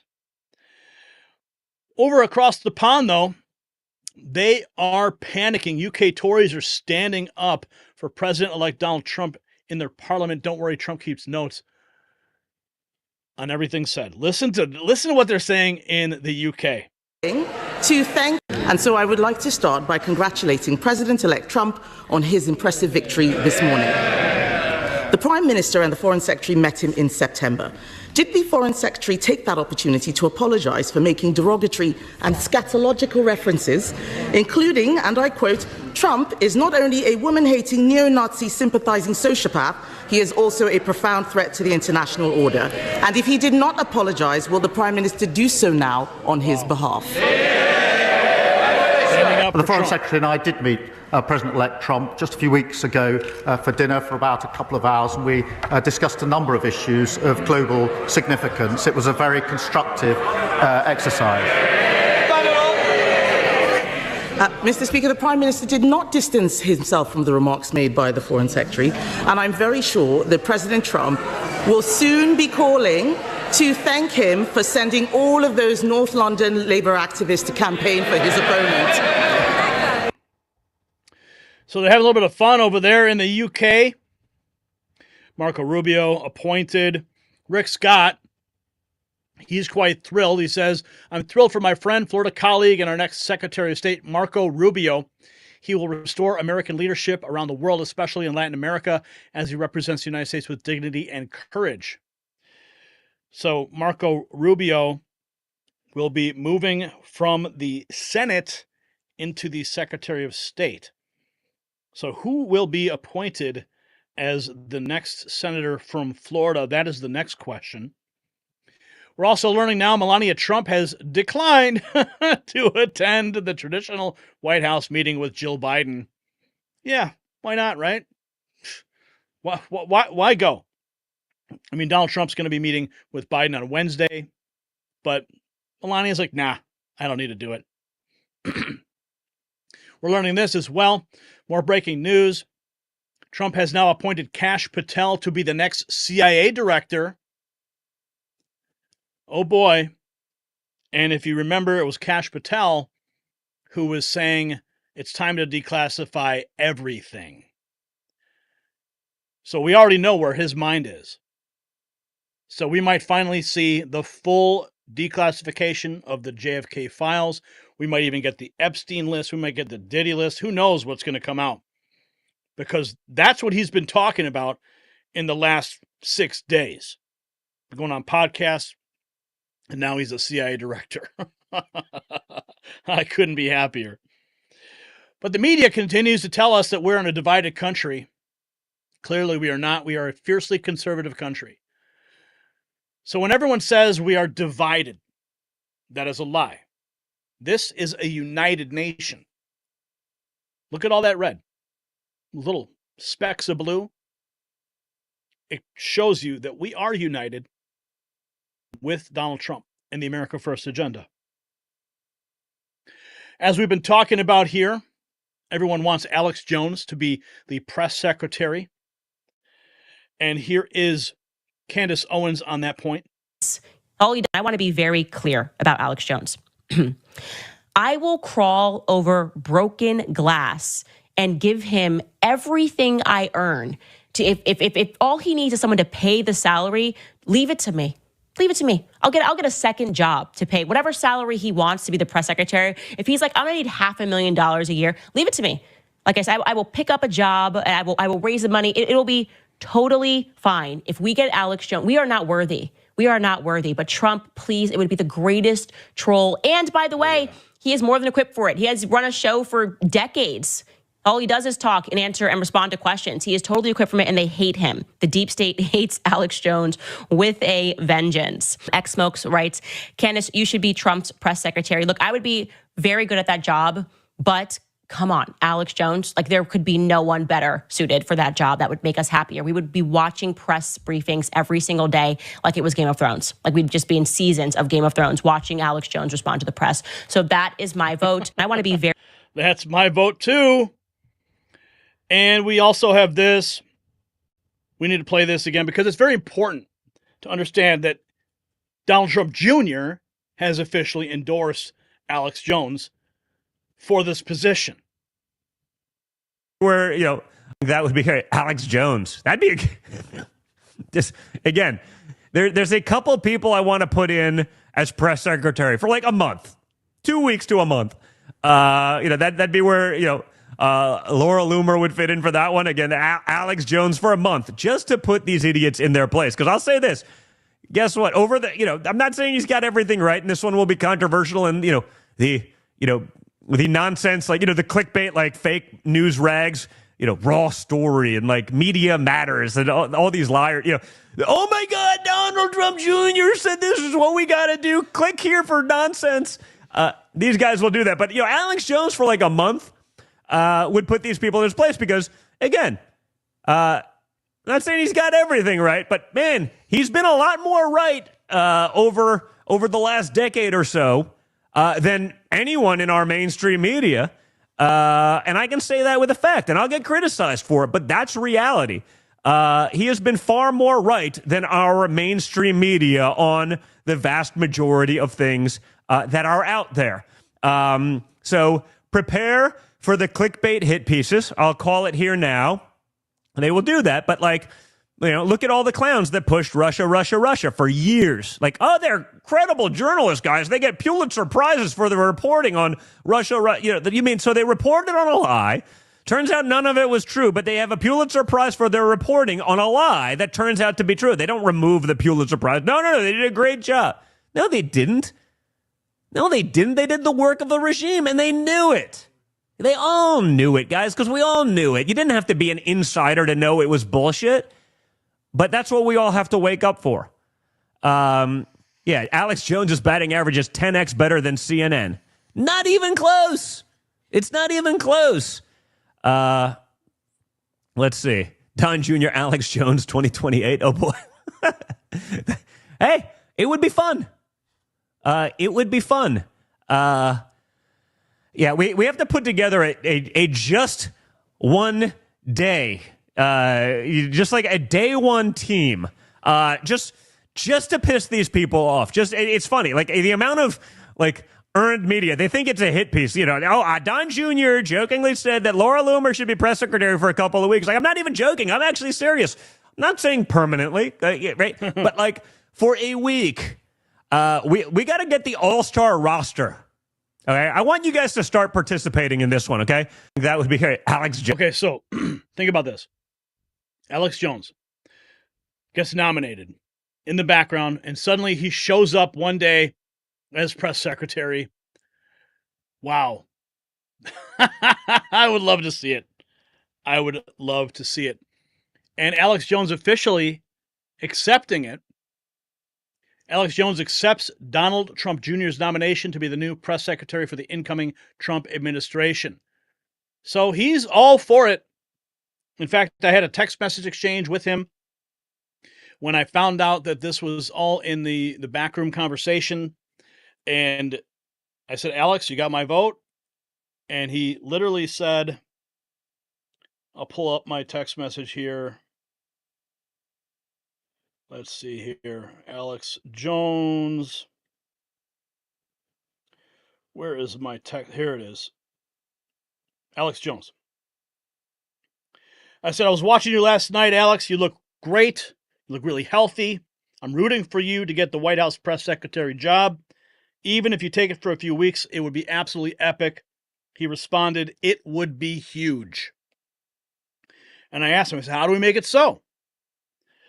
And then I published a video on Sunday that went mega viral. I sent him the link. I didn't ask him to share it, but he did.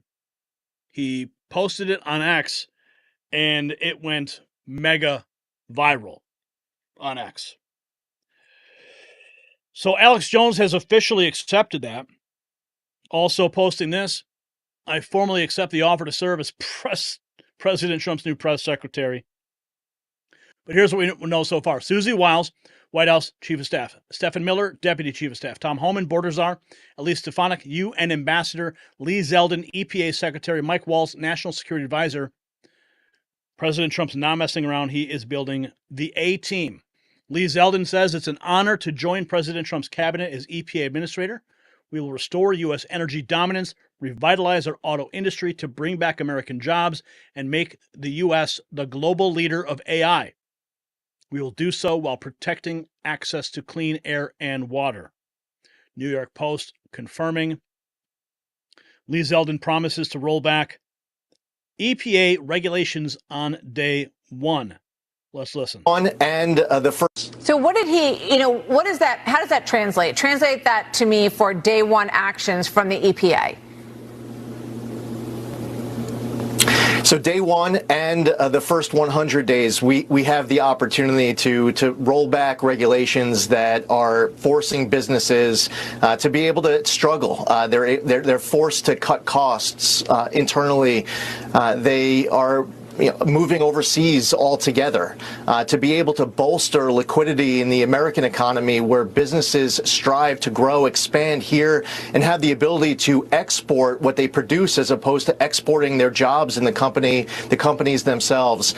There are regulations that the left wing of this country have been advocating through regulatory power that ends up causing businesses to go in the wrong direction. And President Trump, when he called me up, he was rattling off 15, 20 different priorities, a clear focus. He wasn't reading off of some sheet. It's the top of his head. And if I challenged him to give me 50 more ideas of what to do with this agency to improve the economy, I'm confident he would have done that. So advancing America First policies is one of the reasons why President Trump got elected. We have to make America great again. And often when he talks about that at the end of his rally speeches, he was also talking about making our country prosperous again. And it's something that he deeply believes in. This is going to be a great 4 years for America. It's not just about a great day one or a great first 100 days. I have a feeling that we're on the verge of what could be the greatest 4 years we've ever seen of any president in the White House. Oh, yeah. It's going to be wonderful to watch. You guys are all part of history right now. But we are not done with this great American revitalization. I want to play this for you. This came across my feed, and I thought it was really clever. Brian, go vertical with this, and we're going to play this. The question was asked, could this be Donald Trump's secret? Listen to this. 40 years hiding. Tough break for Cammy, huh? You just started a war. No, I just finished one. I am going to do everything in my power to end you. Listen here, I've been around a lot longer than you. Yeah, no shit. You never understood how this really works.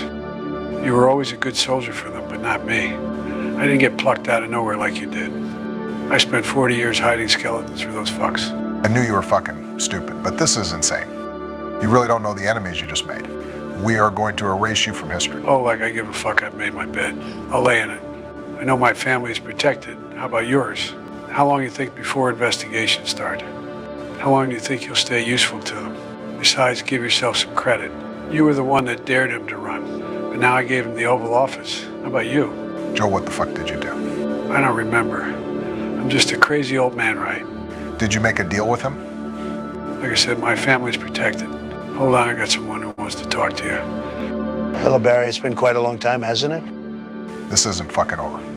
I'm not an idiot, Barry. I just play one on TV. Now, to be clear, that was an AI-generated video, so I don't want anyone to think otherwise. But it's a scenario that could very well have been playing out behind the scenes. Go horizontal, please, Brian. NBC was shocked to find out how much Trump gained within different demographics in the 2024 election. Trump offered the better product, and America bought it. It is that simple. 23 points. How about this here? When it says pre-Trump, that's the last presidential election before Donald Trump started running. You got to go back to 2012 for that. Remember, 3 straight elections, Trump's been the Republican candidate. So pre-Trump, voters under 30 were going for the Democrats by 23 points. Folks with incomes under 50,000, 22 points for the Democrats. Folks without college degrees, 4 points for the Democrats. That's pre-Trump. What comes out of this election? Look at some of these shifts. The youth vote, that Democratic margin cut more than in half. Voters under 50,000, now a Republican constituency. Voters without a college degree, look at that shift, now a core Republican constituency. And then we can talk about race, ethnicity. This gets into that diversity I mentioned a minute ago. Check this out again. This is NBC laying out the complete destruction of the Democrat Party. Trump versus now. The black vote still overwhelmingly Democratic, but that's a 15-point shift. It used to be 87 points for the Democrats, down to 72. How about this? You've heard a lot about it this week. This is what the numbers look like. Hispanic voters were 44 points Democratic before Donald Trump. Now, basically a toss-up constituency, and Asian Americans, a 32-point shift there as well. Big blue states with very diverse populations. This new coalition that Donald Trump's assembled, it meant that he didn't win any of these, but he made some giant strides. California, biggest of them all, 29-point Biden win 4 years ago, currently only 18 for Harris, her home state. Look at New York, basically Trump cutting that Democratic margin in half. Go down this list and look inside those states and you'll see it. Blue-collar areas, cities, metro areas with large Hispanic populations, that's where Trump made his big gains there. Well, wow. Massive gains for Trump. The Democrat Party completely imploding on themselves. Tom Homan is now the Border Czar. I'm pleased to announce Donald Trump says on Truth Social, former ICE director and stalwart on border control Tom Homan will be joining the Trump administration in charge of our nation's borders. The Border Czar, including but not limited to southern border, northern border, all maritime aviation security. I've known Tom for a long time. Nobody better at policing and controlling our borders. Likewise, Tom Homan will be in charge of all deportation of illegal aliens back to their country of origin. Congratulations, Tom. I have no doubt he will do a fantastic and long awaited for the job. Here is Donald Trump's plan also. We got more to dismantle the U.S. indoctrination system by seizing funds from schools that refuse to comply with his accreditation system. Educational institutions, tuition costs at colleges and universities have been exploding, and I mean absolutely exploding, while academics have been obsessed with indoctrinating America's youth. The time has come to reclaim our once great educational institutions from the radical left, and we will do that. Our secret weapon will be the college accreditation system. It's called accreditation for a reason. The accreditors are supposed to ensure that schools are not ripping off students and taxpayers, but they have failed totally. When I return to the White House, I will fire the radical left accreditors that have allowed our colleges to become dominated by Marxist maniacs and lunatics. We will then accept applications for new accreditors who will impose real standards on colleges once again and once and for all. These standards will include defending the American tradition and Western civilization, protecting free speech, eliminating wasteful administrative positions that drive up costs incredibly, removing all Marxist diversity, equity, and inclusion bureaucrats, offering options for accelerated and low-cost degrees, providing meaningful job placement and career services, and implementing college entrance and exit exams to prove that students are actually learning and getting their money's worth. Furthermore, I will direct the Department of Justice to pursue federal civil rights cases against schools that continue to engage in racial discrimination and schools that persist in explicit, unlawful discrimination under the guise of equity will not only have their endowments taxed, but through budget reconciliation, I will advance a measure to have them fined up to the entire amount of their endowment. A portion of the seized funds will then be used as restitution for victims of these illegal and unjust policies that hurt our country so badly. Colleges have gotten hundreds of billions of dollars from hardworking taxpayers, and now we are going to get this anti-American insanity out of our institutions once and for all. We are going to have real education in America. Thank you. Wow. That is devastating to the deep state and the indoctrination centers in those colleges. We're learning too, Roger Stone is warning Democrats are going to plan to refuse certification of the election in January. You know, communist congressman from Maryland, Jamie Raskin's already announced that if they do get a majority, they will seek not to certify Donald Trump's overwhelming mandate from this Tuesday's election. So America still hangs in the balance. You called me and said, I don't like this. This guy Pompeo, they're talking about him being in a top job, maybe at defense or state. We got to do something about this. And you said to me, you know, I recall a video in which he was defending Jack Smith, the special counsel, and he was legitimizing the phony documents case. I made sure that the president saw that video. I know that Tulsi Gabbard personally showed it to him. And what happens the very next day? Donald Trump, standing tall, says, you know, I appreciate their prior public service, Mike Pompeo, Nikki Haley, the other globalists, but they will not be joining this administration. My greatest fear remains that they will try to kill him. Oh, Stone, you're a conspiracy theorist? Really? They've already tried to kill him twice that we know of. This is a very dangerous period, and I hope the president will take every precaution. And he understands that this isn't just a Republican-Democrat political fight. This is a fight between dark and light, between good and evil, between the godly and the godless, and he has been anointed for this exact time. Ain't that the truth? So Donald Trump is going to be dismantling the education system with colleges. He has a new head of the Department of Education. We're learning that as well. Dutchsinse posted this.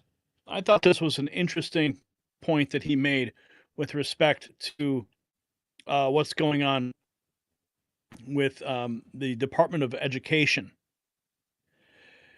He says, imagine how many people were on the dole, the payout from the Federal Department of Education, who are now freaking out hard. Imagine all the schools and teachers who were collecting money to push the federal BS who are not going to get a cent. Instead, each state will now get the money and boom, the federal graft is cut instantly. I forecast a mass exodus of left-leaning teachers who were only doing teaching to get the extra benefits on the side. I'm guessing the fraud and corruption at the Department of Education is what funds a huge amount of liberal causes and people's lives who push these things. Just a guess, he says. And he continues, "Is want to bet that a host of teachers get side benefits, or the schools do. And then the school doles it out to the teachers and they get the money to either push something or some idea, just like doctors paid on the side to push pharma on the patients and not disclosing that they do." So there's talk that he is going to abolish the Department of Education as well. So it's not just what's going on with the colleges. Secretary of Education, there are a few names standing out. President Trump's most promising pick would be Tiffany Justice, the co-founder of the Florida-based grassroots activist organization Moms for Liberty. I mean, if there's any group, it's a moms group. These moms care about their kids. The unions, they only care about you know, the people who are funding their piggy banks. Moms care about kids. So if there's anyone that's better suited to join in the Department of Education to help its dismantling, it would be one of these women here. And this is Tiffany Justice. Also, I got some more clips here from Border Czar Tom Homan, but I thought this clip was good. Before we get into this, I am a comedian speaking on behalf of President Donald Trump and the Republican Party. So, disclaimer, jokes may include such things as sarcasm, satire, poking fun, parody, insensitive remarks about current subjects to get an easy laugh. Let it be known that you've been warned. If you suffer from Trump derangement syndrome, or a liberal who doesn't understand how jokes work, or in general, if jokes hurt your pussy, you're welcome to leave now. Jeff Dye posted that on his Instagram, and I thought it was absolutely. Now I gave him the Oval Office. How about you? Because that's where we are right now. What the fuck did you do? I don't remember. Hang on. Crazy old man, right? Okay, that's where we are right now. Okay. Here is Border Czar Tom Homan, posted by Trump War Room. Let's listen. Put back in place. Trump, he was suing the sanctuary cities, DOJ suing the sanctuary cities, pulling federal funds. Of course, day one, when Joe Biden came in office, he stopped that lawsuit. So that has to be put back in place. And look, I've seen some of these Democratic governors say they're going to stand in the way. They're going to make it hard for us. Well, a suggestion: if you're not going to help us, get the hell out of the way, but we're going to do it. So if we can't get assistance from New York City, and we may have to double the number of agents we send in New York City, because we're going to do the job. We're going to do the job without you or with you. But it's much easier to arrest a bad guy. Like I just said, we're concentrating on public safety threats of human and national security threats. Right. It's much easier to arrest a bad guy in the jail. Give us access to Rikers Island that we've been kicked out of. Let us get the bad guy in jail. It's safer for the alien. It's safer for the officer. It's safer for the community. But if we don't release Trump, he was. So there is going to be a reckoning that is about to hit. I love Tom Homan. Here's a throwback clip. Taxpayer. Please respect the chair's authority. I respect the chair's authority, but the chair... Mr. Homan! You work for me. I'm a taxpayer.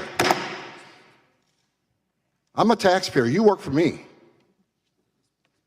The witness will suspend. Please respect the chair's authority. The gentleman... Oh, yes. Tom Homan is back. Elon Musk, though, he's hanging out. Mar-a-Lago has basically been brimming for the last 2 days, I'm told, with two kinds of people. Those angling for a job and those who are trying to influence Trump into hiring their picks. But one person has loomed over all of that. His name is Elon Musk. Multiple sources tell me tonight that Musk has been seen at Mar-a-Lago nearly every single day since Donald Trump won, dining with him on the patio at times. Today, they were seen on the golf course together. Musk has been in the room when world leaders have called Trump. And tonight we've learned he's also weighing in on staffing decisions, making clear his preference for certain roles even. Publicly tonight, Elon Musk is backing Florida Senator Rick Scott as the next leader of the Republican conference to replace Mitch McConnell. While Musk himself is still not expected to take any kind of formal position inside Trump's administration, given how complicated it would be with his companies, what's becoming clearer tonight is that he doesn't really need to, with one source telling me Elon Musk is having just as much influence from the outside. Mar-a-Lago has basically... Oh, yeah. Elon Musk is going to be their new boogeyman. Oh, he was there with talk of world leaders? Oh, my goodness. Arrest him now. Stephen Miller, of course, we now know is the Deputy Chief of Staff. This Venezuela, all these Day one. All these criminal migrants that have been flooded in the country are going to be the first to get thrown out of here. I mean, you've seen case after case, these heartbreaking tragedies. Those ones are going to get found and deported first. And look at this Venezuelan gang. You have a Venezuelan gang that is taking over entire apartment buildings in Aurora, Colorado. And that's responsible, by the way, for some of the most heinous crimes that have happened all over the United States. The crime rate in Venezuela is down, I believe, a little bit over 60% over the last several years. Are you trusting the official figures from the Venezuelan dictatorship? Let's put it this way. If you're a dictator of a poor country with a high crime rate, wouldn't you send your criminals to our open border? That wasn't my question. Are you trusting the figures of the dictatorships? Those are Maduro numbers. I am believing that it is in the interest of a criminal dictator to let his criminals out of their jails and come to our country. Do you have numbers, real numbers, not dictators? So much is happening, yes. And in this, look at this guy.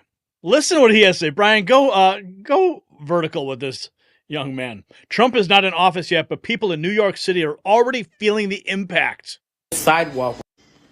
You guys, since Trump was announced the winner, normally, I live on Fordham, and normally on Fordham, all you see is like tables with tents and people just taking the whole sidewalk where you can't even walk.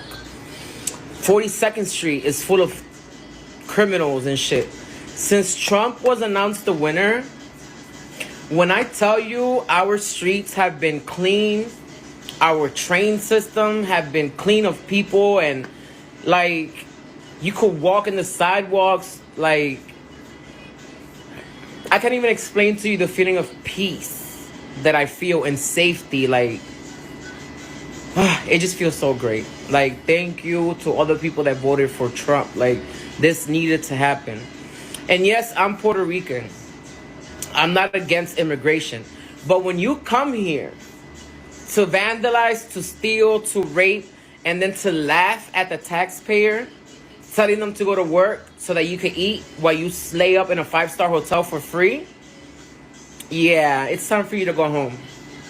And whoever don't like it, you don't gotta like it. It's my right as a citizen, as a natural born citizen, even though I was born in Michigan, but Puerto Ricans were natural born citizens. So, sorry, we gotta worry about us first, America first. Like, y'all chose to come here, y'all chose to do whatever y'all did, and because not everybody was doing crimes and all that, but a lot of the people were, and because of them, not all of y'all gotta go home. Ta-ta. Enjoy the trip back. So, America is already looking better, but Anna Navarro over there on The View, she's freaking out about what's about to happen. Look, Donald Trump won the electoral vote. He won. He's going to win the House. He won the Senate. For all effects and purposes, he's got the Supreme Court. They've given him immunity. This is what the country voted for. This is, a lot of people thought that when he talked about mass deportations, he wasn't being serious. I don't know how many times he had to say it for people to realize he was being serious. Well, if you thought he wasn't being serious, the appointment of Tom Homan today as Border Czar, and he will be in charge of a mass deportation program, the largest the country has ever seen, they say. And now Stephen Miller, as Deputy Chief of Staff, should let you know that he was absolutely serious. And when you talk about mass deportations, people think, oh, it's just going to be the criminals.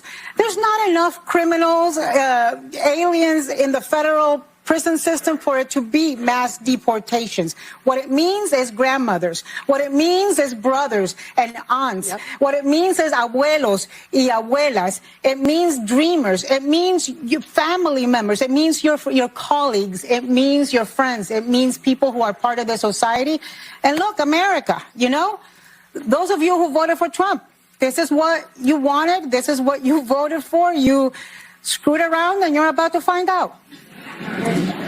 Yeah, you screwed around, you're going to find out. Well, you're going to find out what it means real quick. RFK Jr. and Elon Musk joining Trump's meetings as he picks top cabinet positions. It's really important that these two guys are standing next to him in this decision-making process. And he's not surrounded by deep state rats. These people have minds. We're also learning Rachel Maddow's having a meltdown over Trump choosing Mike Waltz as the NSA head. She will cry every Monday night for the next 4 years. This just came out 11 minutes ago. In power, did learn for sure this evening that Trump is choosing for his national security advisor another Republican member of Congress, Congressman Mike Waltz of Florida. After Congressman Waltz helped in the effort to try to overthrow the U.S. government and keep Trump in power after he lost re-election in 2020, you might remember, this was an amazing Florida story, you might remember a very unusual apology being published by Congressman Waltz's hometown paper, the Orlando Sentinel. It was an apology to their readers for having endorsed Mike Waltz for re-election. They apologized for having endorsed him after he tried to help Trump overthrow the government. Mike Waltz has also distinguished himself by claiming that Trump was not responsible for January 6th. He also has proposed that Dulles Airport should be renamed Trump Airport. So clearly, Congressman Mike Waltz has checked all the boxes that he needs to be national security advisor in the second Trump presidential term. Did learn for sure. Oh, I would love to see Dulles renamed after Trump. That would be awesome. Big Pharma is in panic mode. Top Pharma executives reportedly held an emergency meeting after Trump's sweeping election win, fearing a major shakeup. Let's listen here. CEOs have, well, that is absolutely magnificent. And right after Trump's victory was announced, top 5 big pharma CEOs have held an emergency meeting. After former President Trump's massive election victory, the top executives of Big Pharma were reportedly scrambling to protect their influence over U.S. healthcare. Sources indicate that the heads of 5 major pharmaceutical companies held an emergency teleconference on Wednesday to address the potential fallout from a Trump administration that has vowed to disrupt Big Pharma's hold on America.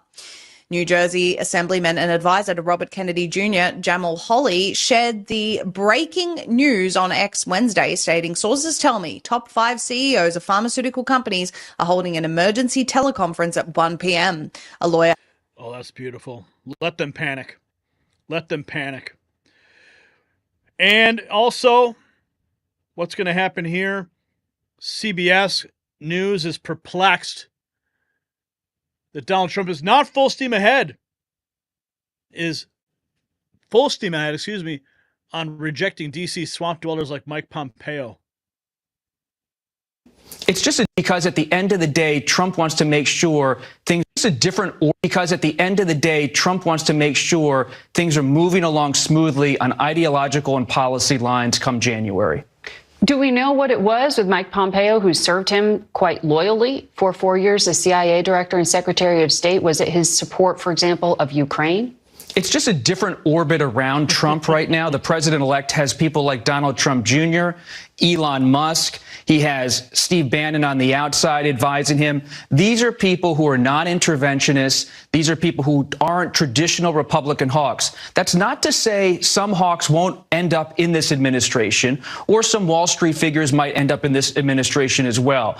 I'm told by my sources that the president-elect is not ruling out mainstream Republicans or more centrist Republicans from joining his team. But at this point, he's moving quickly to make sure his base, his party, and his image is reflected in the personnel picks fully. What are his priorities for the first 100 days, or is that too traditional a way of thinking about it? No, they have a real agenda this time. You remember in 2017, it was somewhat sporadic in how they moved and navigated on health care and taxes. They are moving quickly already behind the scenes to expand the Trump tax cuts, to institute sweeping tariffs across the board. They're also going to try to, on foreign policy, begin negotiations with Ukraine and Russia sometime early next year. And you have mass deportations more than anything galvanizing the Trump people behind the scenes. Of course, they know it's going to be controversial to remove undocumented migrants in a big way across the country. Could be logistically difficult and politically challenging, but they're moving ahead because at the end of the day. Okay, so this also just came in, and I thought this was really interesting. I want to bring it to your attention. Unwokeism X posted this, that AOC is looking to get red-pilled. But I don't think so. podcast. Which podcasts are you listening to? Which accounts are you subscribing to? I'm interested, like genuinely. Let me know which ones specifically, which accounts, which podcasts, etc. Which podcast? I don't trust her for a minute. If anything, she's building a list of podcasts that need to be canceled. But now we're learning. Brian, you can go horizontal with this as we close it out on this segment. President Trump is expected to attend the UFC this weekend at Madison Square Garden in New York City, according to Bo Nickal, UFC fighter. This will be his first public event since being elected, and I'm sure the crowd is going to go absolutely nuts. Donald Trump is going to walk in at Madison Square Garden yet again. So, friends, this is the team we've been waiting for, Patriots. No more rhinos, no more compromises, no more business as usual, from border security to education reform, from environmental policy to pharmaceutical accountability. Trump's building a team that will fundamentally reshape the American government. The deep state is trembling, and for good reason. When this team hits the ground running on January 20th, the transformation will be swift and absolute. So here's my question for you. Which Trump appointment do you think will have the biggest impact on dismantling the deep state, and why? Are there any people you are concerned about? Share your thoughts in the comments below. Okay, I think we did get a couple super chats that came through in that last batch. Debbie dropping another 20. Thank you, Debbie. Love what you do. I'll always support you. Hopefully you'll get monetized soon. Lots of love. Well, Debbie, the good news is that we did get remonetized. And we really haven't been vocal about it for good reason. But we have a big hole to dig out of after being demonetized for 22 months. So keep the super chats coming. Don't stop, please. Believe me. And that's the only reason why you can give a super chat is because we are monetized. We also have F. Joe Biden. Security clearances, revoke them all. I agree with that. Parmas Dax dropping $2. Some beg Trump, no rhinos like Rubio. Yeah, I am a little concerned about Rubio. We're going to have to keep a close eye on him for sure.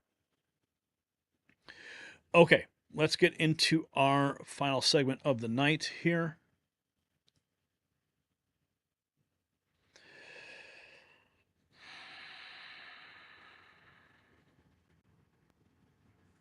Okay.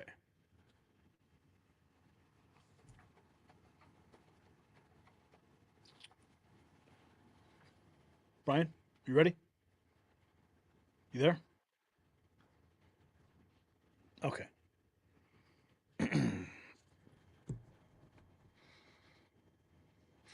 Breaking tonight, a coordinated attack on American patriots that will make your blood boil.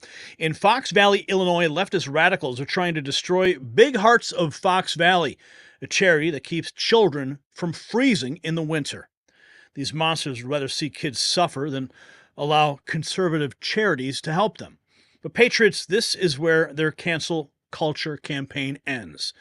Tonight, we expose the entire network, from Martha Paschke's Facebook mob to their hit list of businesses like Rookies, Dukes, and Movable Feast. And more importantly, we'll show you how we're going to make them regret ever starting this fight. Just like the Fox Valley Patriots are fighting to preserve their community, you need to fight to preserve your youthful appearance. While cancel culture ages our spirit, we don't have to let time age our skin. After 20, your body produces about 12% less collagen each decade. That's why I trust this revolutionary collagen formula that combines 5 essential types of collagen for maximum effectiveness. Do yourself a favor. Get it today while it's 50% off. Only at healthwithgary.com. Plus, you get free VIP live health and fitness coaching for life, a free ebook, a 60-day guarantee, and free shipping. Visit healthwithgary.com. It's linked in the description. Okay, so I got wind of this latest effort from the cancel culture mob attacking patriots. If you've been tracking what's been going on with Movable Feast, it's a company in Wheaton, Illinois, family-owned business. They decided to put up a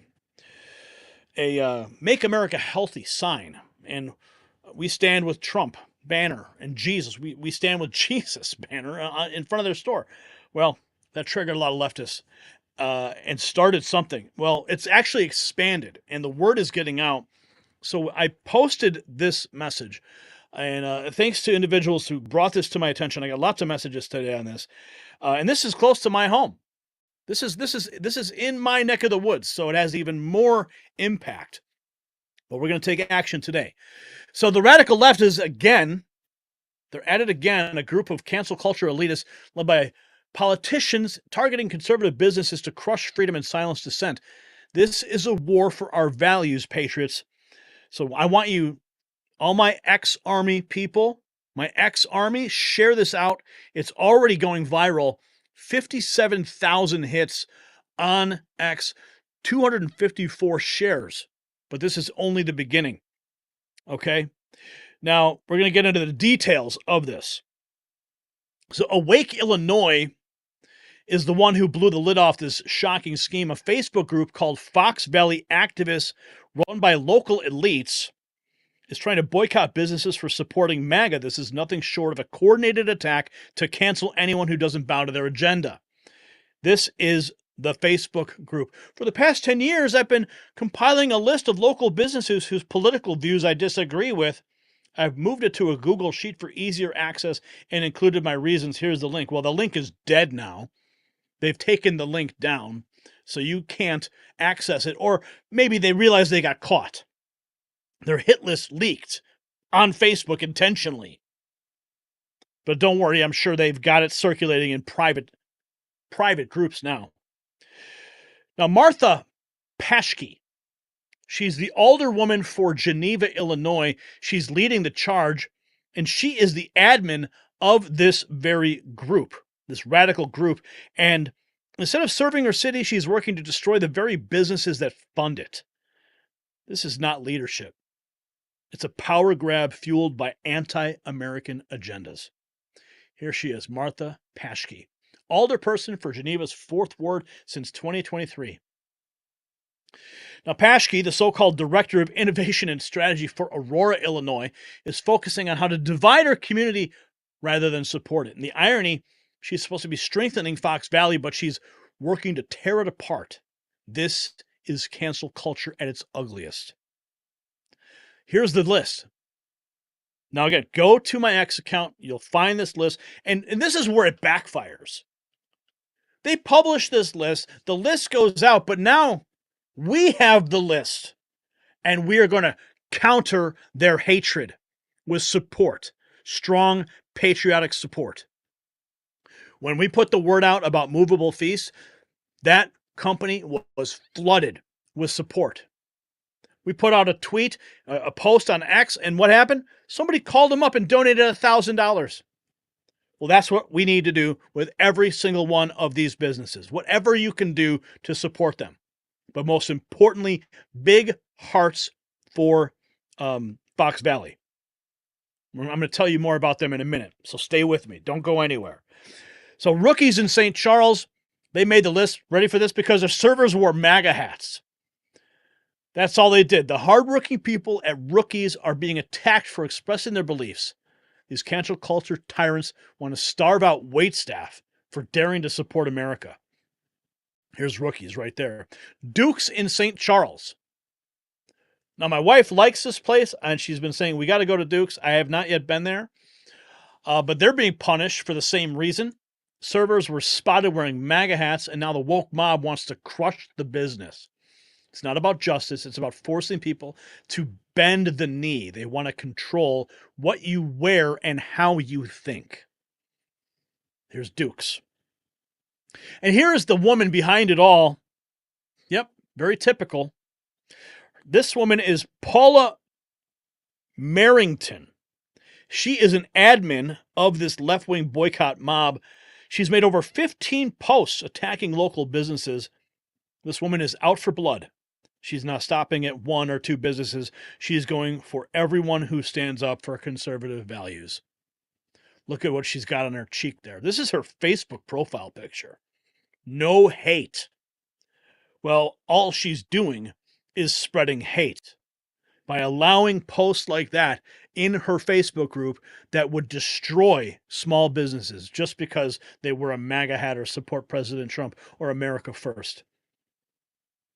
Now, here's big hearts for Fox Valley. Okay?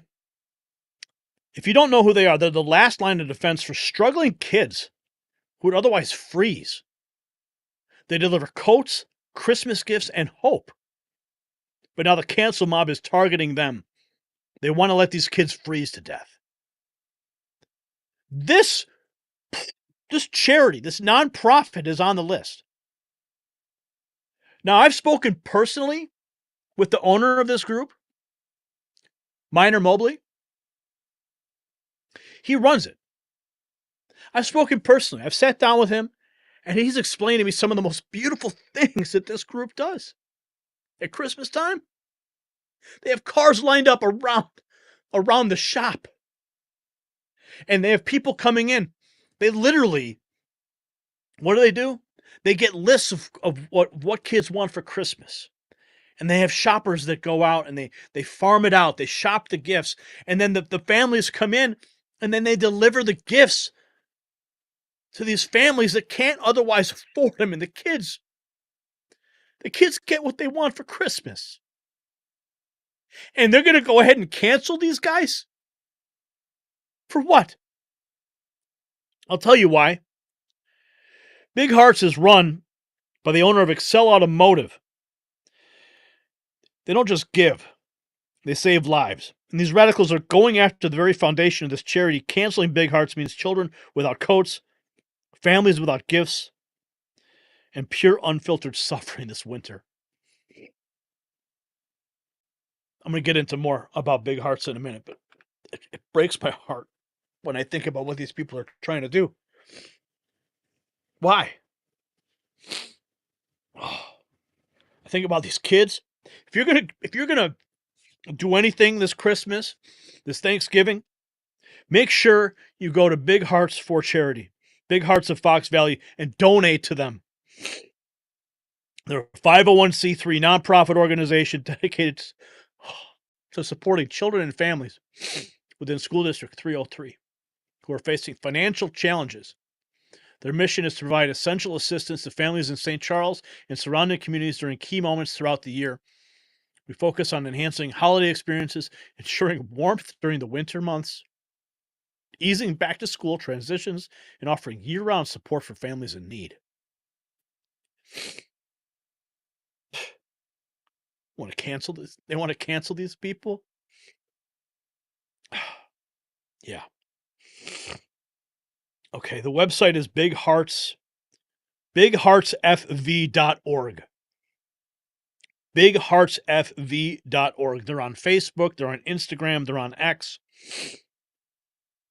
You can visit them by appointment only. 720 North 17th Street, Suite 9, St. Charles, Illinois. Okay? And please, if you're going to do anything, donate to these folks. Donate. You go right to their website. You can donate. They're a 501c3. It's tax deductible. Real easy. $25, $50, whatever you can give.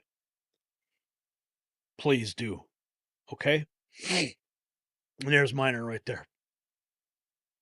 Now, again, we go back to Movable Feast in Wheaton, a beloved local restaurant being attacked because this kills me. Because they displayed a Trump sign. That's all it takes to be blacklisted by these radicals. Movable Feast feeds families and provides jobs, but now they're in the crosshairs. Make America healthy again. And you get attacked. Jesus is my savior and Trump is my president. You get attacked. Here's another one. You want to buy a car? Go to Napleton Chevrolet in St. Charles. They're being targeted because they support local MAGA candidates. This dealership employs dozens of hardworking people, and the left wants to punish them for daring to have a political opinion. This is economic warfare. Napleton Chevrolet in St. Charles. You looking for a Chevy? Go right there. Bear Republic in Elgin. Now, I've never been there. I've actually driven past it several times. And they're under fire, though, for hosting GOP events. It's a business. Hosting events is part of their livelihood, but the radical left providing space for conservatives is a sin worthy of destruction in the culture war. Here's another one. Gun Barrel Coffee in Batavia posted pro-Second Amendment content on their social media, and now they're being punished. Since when did supporting the Constitution become something to boycott? This is about silencing anyone who dares to love their country. Here's a picture. You can see it right there. It says 331-248-1047. That's their phone number. Give them a call. Tell them Gary Franchi sent you. Go buy some coffee from these guys. And how ironic. Look at the banner. Can you see what the banner says on the bottom? Buy it before it's banned. And here we are. Eddie Gadel in Elburn's also under attack for exposing mask mandates. That's it. They stood up for personal freedom, and now the mob wants to crush them. It's not about safety. It's about control. They want to break any small business that dares to dissent. There's Eddie Gadel in Elburn, Illinois. Arcedium Coffee House. I've been there. They serve a great cup of coffee. They're in St. Charles. They're being targeted because someone running their social media followed Trump supporters. Just followed them. These are the crimes that justify economic terrorism. This is straight out of 1984 Orwell. Here's another one. Colonial Cafe. Long-time community institution being boycotted because the Anderson family supports Republicans. Think about that. A family restaurant that's been serving the community for decades is now a target because of their beliefs. This is absolute madness. Copper Fox and Foxfire, two beloved restaurants. Now, I have not been to Copper Fox, but Foxfire, they serve up a mean steak. Oh, yes, go there. The two beloved restaurants are being attacked for hosting conservative-friendly events. These aren't protests or rallies, just people having dinner and talking. Apparently that's enough to warrant a full-scale economic assault. Yes, they made the list as well. Back to Excel Automotive. They're being blacklisted because the owner attended GOP events. So Minor attended GOP events. And let's be clear, this business supports Big Hearts of Fox Valley. You can see it right there in the picture. Excel Automotive and Big Hearts. They are connected at the hip. Remember, Big Hearts of Fox Valley, they help kids in need. Targeting them hurts children, and the cancel mob doesn't care about collateral damage because they're on a warpath. If you're looking for some gardening, getting ready for spring, or maybe you got a greenhouse, Heinz Brothers in St. Charles is being punished for supporting local MAGA candidates. This family-owned business has done nothing but contribute to the local economy, yet they're being vilified for exercising their First Amendment rights. Heinz Brother. Beautiful, beautiful nursery. Oh, here's a great place, too. I've been here before. The Office in St. Charles is being attacked because of its owner. Mike Carney supports Trump on social media. That's it. The mob wants to destroy an entire business because of a few online posts. Is this the America that you want to live in? Here's another one. Luau Coffee in Elburn is under fire because they allowed GOP canvassers to use their space. They allowed GOP canvassers to use their space. This is a direct attack on small business that serve their community. If we don't fight back now, where does it end? Where does it end? Oh, Sunny Acres Farms in West Chicago is being targeted for having GOP signs up.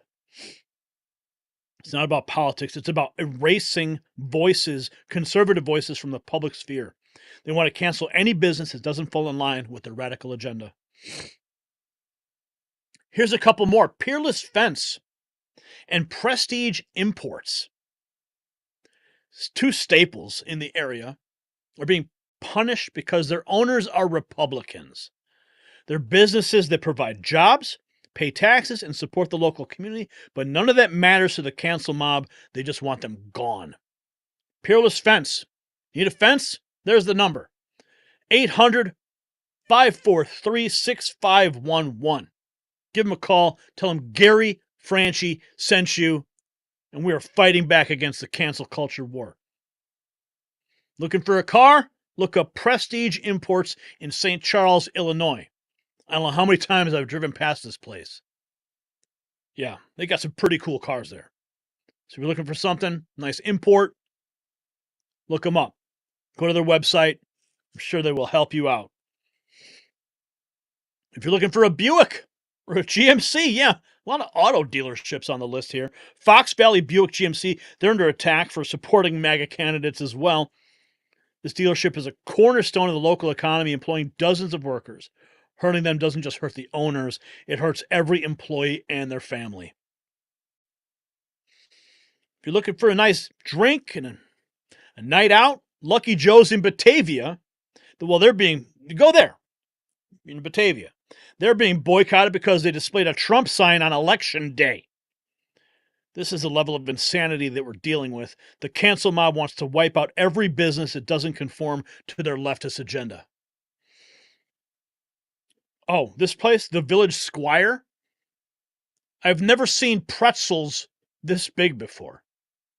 And they are delicious.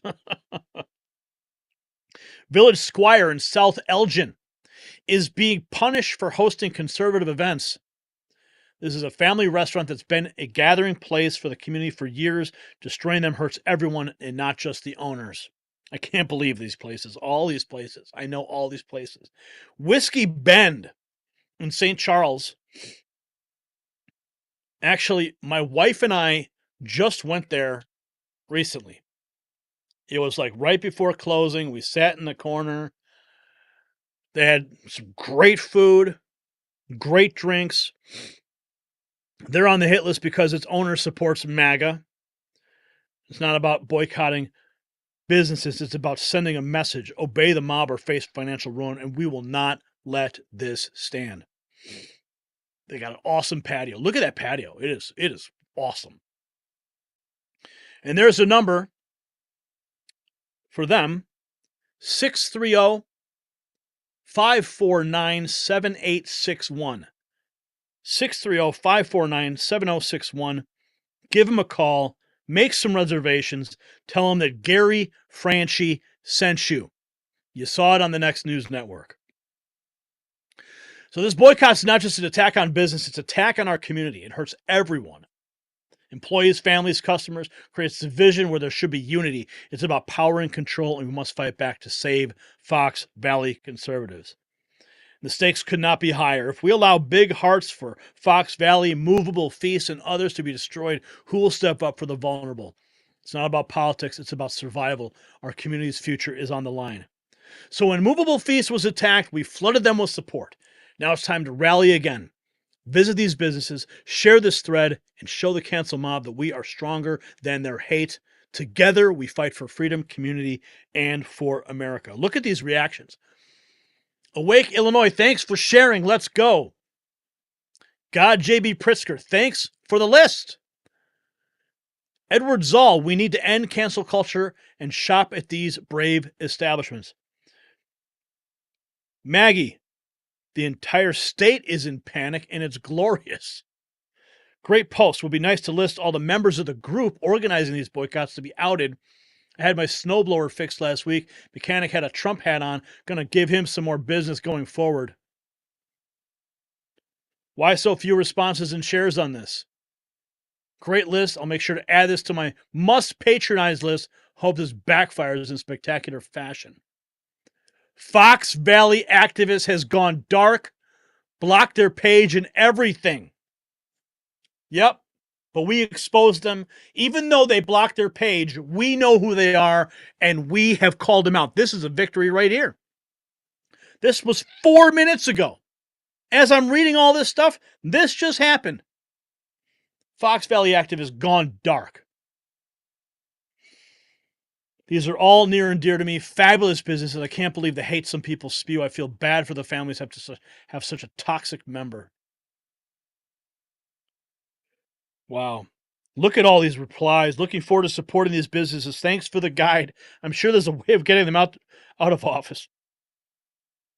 I mean, look at all these. Look at the comments are just, they just continue. There are so many people supporting this. But it's not enough. We need everybody. We need all hands on deck for this, friends. Fox Valley area is beautiful with great people. These businesses will be fine. And to some extent, I'm sure the businesses wanted the attention. Come on, Sir Pidgey. I'm always looking for patriotic businesses to support. Thank you. I'll be spending my hard-working money at these establishments. Yeah. This is going to backfire tremendously on Martha Paschke, the alderperson for Geneva's 4th Ward. Oh, yeah, she's going to get voted out. Oh, and then the people in Geneva, everyone who's watching this, everyone who's sharing this, do not ever forget, she was one of the administrators of the page, allowing this whole thing to happen. Here's the list of all the administrators. Here you go. These people allowed this hate on their page to flourish. Ardan Chaim Boxenbaum, Jody Marie, Martha Paschke, Paula Merrington, Rebecca Pesch, and Megan Bartlett. Fox Valley Communists, they created a list of retailers they plan to boycott. They think they can struggle pro-America businesses in the area. Would be a shame if you shared it and told your friends to support these businesses. Well, here's the list. These are all the posts that they were making on that group. Nasty, nasty comments. They were wearing MAGA hats at Duke's. Oh my goodness. Not surprised at Arcadium at all, knowing they stole Batavia's business plan. Look, I mean, just all this stuff. These people are just nasty, nasty, nasty. And here's the original post that started it all. For the past 10 years, I've been compiling a list of local businesses. Well, thanks to the good work at the people of Awake, Illinois, they brought it to the attention. It went viral. Started getting messages from multiple people, text messages, Facebook messages. Now the group is out of commission. But that doesn't mean these people have stopped. So that doesn't mean we stop. It doesn't mean there's any kind of victory here. So make sure you go and you support these businesses. You go to Big Hearts of Fox Valley and you donate. Make sure those kids have coats this winter. Fulfill a family's Christmas list this Christmas. Make an impact. Because the left certainly doesn't want you to. So, Patriots, this is our moment to show the radical left what real community power looks like. Every time they've targeted a business, we have flooded it with support. When they attacked movable feasts, lions went around the block. Now it's time to do it for all of them. Visit Big Hearts, eat at Rookies and Dukes, buy coffee at Gun Barrel. Show Martha Paschke and her cancel culture mob that their tactics will not stand. Because when we stand together, we don't just survive, we thrive. And it's not just about saving businesses. It's about saving the American way of life. So here is my question for you. Which Fox Valley Patriot business will you be visiting first to show your support? Drop your plans in the comments. Go to our X page and share our thread. And let's create a wave of America First support that they can't ignore.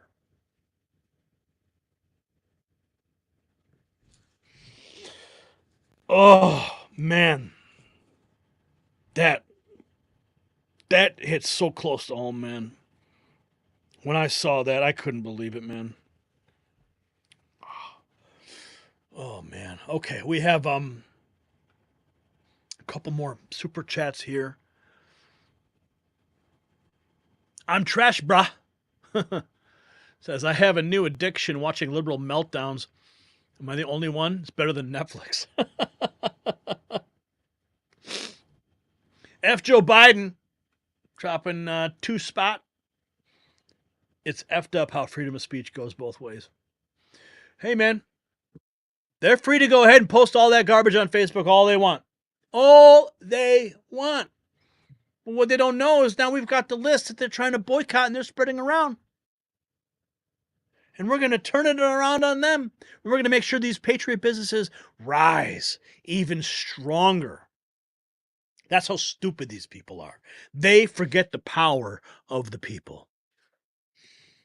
Robert Emberton. What's up, Robert? He just dropped a 10 spot. Thank you, Robert, for putting some fuel in the tank tonight. I'm going to check in on some more of our main chat. Remember, if you want my attention, you want something to want me to say something specifically, drop that super chat. Robert says, great job, Gary. Thank you. MWP, love this channel. I'm in Ohio, and unfortunately, I cannot support any of those businesses. Could you please repeat the name of the coffee? I wonder if they ship it. Gun Barrel Coffee. Gun Barrel Coffee in Batavia, Illinois is the name of the company. You could also scroll it back, and you can look at that part in the video, and you can. I read the phone number. You can call them up, and when you do, make sure you tell them that Gary Franchi sent you.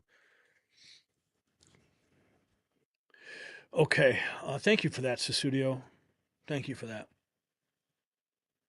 Power of the people, right on, Arthur. That's right. Carter Page. What? Work for UK Paul Whelan of Virginia, D.C. infiltrator of UK send operators home without pay. What? Love it, Gary. Candy Smith, thank you. I'm so excited that Trump won. So am I. Okay. R.I.P. Peanut and Fred. All right. Okay. Let's get into some of the latest breaking news here. What's trending? Brian, you can bring up that triple box. Do they sell the 2004 Excursion Limited at Buick GMC? I'm not sure. You can always call and ask. Okay. So what's trending right now? InfoWars shutting down, but the fight is not over. InfoWars is supposed to be shutting down on Wednesday, and Alex has stated that he intends to go directly broadcasting up until the moment they shut him down. That's what he's planning on doing. He's going to be mid-broadcast when they shut him down on Wednesday. We don't know when that's going to be. They're going to flip a switch, pull the plug, take him right off air, and then he is going to be he's going to leave the building and go to his backup studio. So they think they can shut him down, but that ain't going to happen. Melania Trump declining meeting with Jill Biden. Chris Wallace is leaving CNN. And apparently he's going to be podcasting. Spirit Airlines struck by gunfire in Haiti. RFK plans major NIH staff reduction. What is this? Okay, wow. RFK Jr. reportedly plans to fire 600 employees at the National Institute of Health. That's huge. 600 employees at NIH. They were made at an event. Comments were made at an event in Scottsdale. Industry, the other. Donald Trump has said that he would put you in charge of the public health agencies. What exactly does that look like? Well, he's been very specific in what he said. He wants me to do 3 things. 1, clean up the corruption of the agencies, particularly the conflicts of interest that have turned those agencies into captive agencies for the pharmaceutical industry and the food industry, the other industries that they're supposed to be regulating. Number two, to return those agencies to the gold standard science, the empirically based, evidence-based medicine that they were famous for when I was a kid. And number three, to make America healthy again, to end the chronic disease epidemic. And President Trump has told me that he wants to see measurable, concrete results within 2 years in terms of a measurable diminishment in chronic disease among America's kids. 600 employees on the chopping block. That's beautiful news.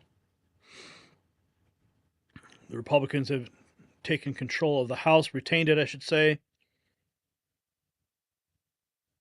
Trump outlines first day executive order. Education work. And one other thing I'll be doing very early in the administration is closing up the Department of Education in Washington, D.C., and sending all education and education work and needs back to the states. We want them to run the education of our children because they'll do a much better job of it. You can't do worse. We spend more money per pupil by 3 times than any other nation, and yet we're absolutely at the bottom. We're one of the worst. So you can't do worse. We're going to end education coming out of Washington, D.C. We're going to close it up, all those buildings all over the place, and you have people that in many cases hate our children. We're going to send it all back to the states. Thank you very much. Sounds good to me. Sounds good to me. Let's check real quick on the main. Okay. All right, let's see. President of the United States. What? Oh, come on. These people are just out of their minds. I can't even take it anymore. Oh, we'll save some of this madness for tomorrow. Until then, Patriots, what a night we've had. Expose some of the most critical developments shaping America's future, and make no mistake, this is history in the making. We watched Trump's A-team take shape, a powerhouse lineup that's already sending shockwaves through the deep state. Tom Homan, Stephen Miller, Lee Zeldin. These are not just appointments, they are declarations of war against the establishment, and they are panicking as they should be. We uncovered FEMA's suspicious staging of 350 trucks in Michigan, perfectly timed with Wisconsin's vote irregularities. The pieces are coming together, and the picture it paints should alarm every American who values free and fair elections. We exposed the Senate leadership battle where MAGA patriots are demanding transparency, while rhinos hide behind secret ballots. But as Steve Bannon warned, those votes will leak, and we will know exactly who stood with America first and who chose the swamp. We broke down Kamala Harris's billion-dollar campaign disaster, a tale of woke waste and celebrity payoffs that make Washington's usual spending look modest. From million-dollar Oprah appearances to mysterious refunds, this collapse exposes everything wrong with the establishment's approach to politics. And most importantly, we stood with our brothers and sisters in Fox Valley who are fighting back against cancel culture terrorism. Let me tell you something. Every time these leftist radicals target a patriot business, we're going to hit back 10 times harder with our support. They want to destroy big hearts of Fox Valley? We'll help deliver twice as many coats to kids this winter. They want to boycott rookies and dukes? We'll create lines around the block. So to everyone who sent in your super chats and rumble rants tonight, you're the backbone of this movement. Your voices were heard, your messages shared, and your support keeps us fighting. And all our supporters who helped spread the truth tonight, we thank you. So remember, Patriots, this movement needs your support to keep going. The donation links are in the description. Every dollar helps us expose what the mainstream media won't touch. And while you're at it, head over to shop.nextnewsnetwork.com and grab some exclusive Next News merch. Show the world where you stand with real news. So this is the raw truth they don't want told. This is the movement they can't stop. And it's just the beginning. So keep sharing the streams, keep supporting patriot businesses, and keep fighting for what's right. Because in the end, we're not just fighting for headlines, we're fighting for America's soul. I'm Gary Franchi. This is the Raw Feed. God bless you. God bless the United States of America. We'll see you tomorrow night.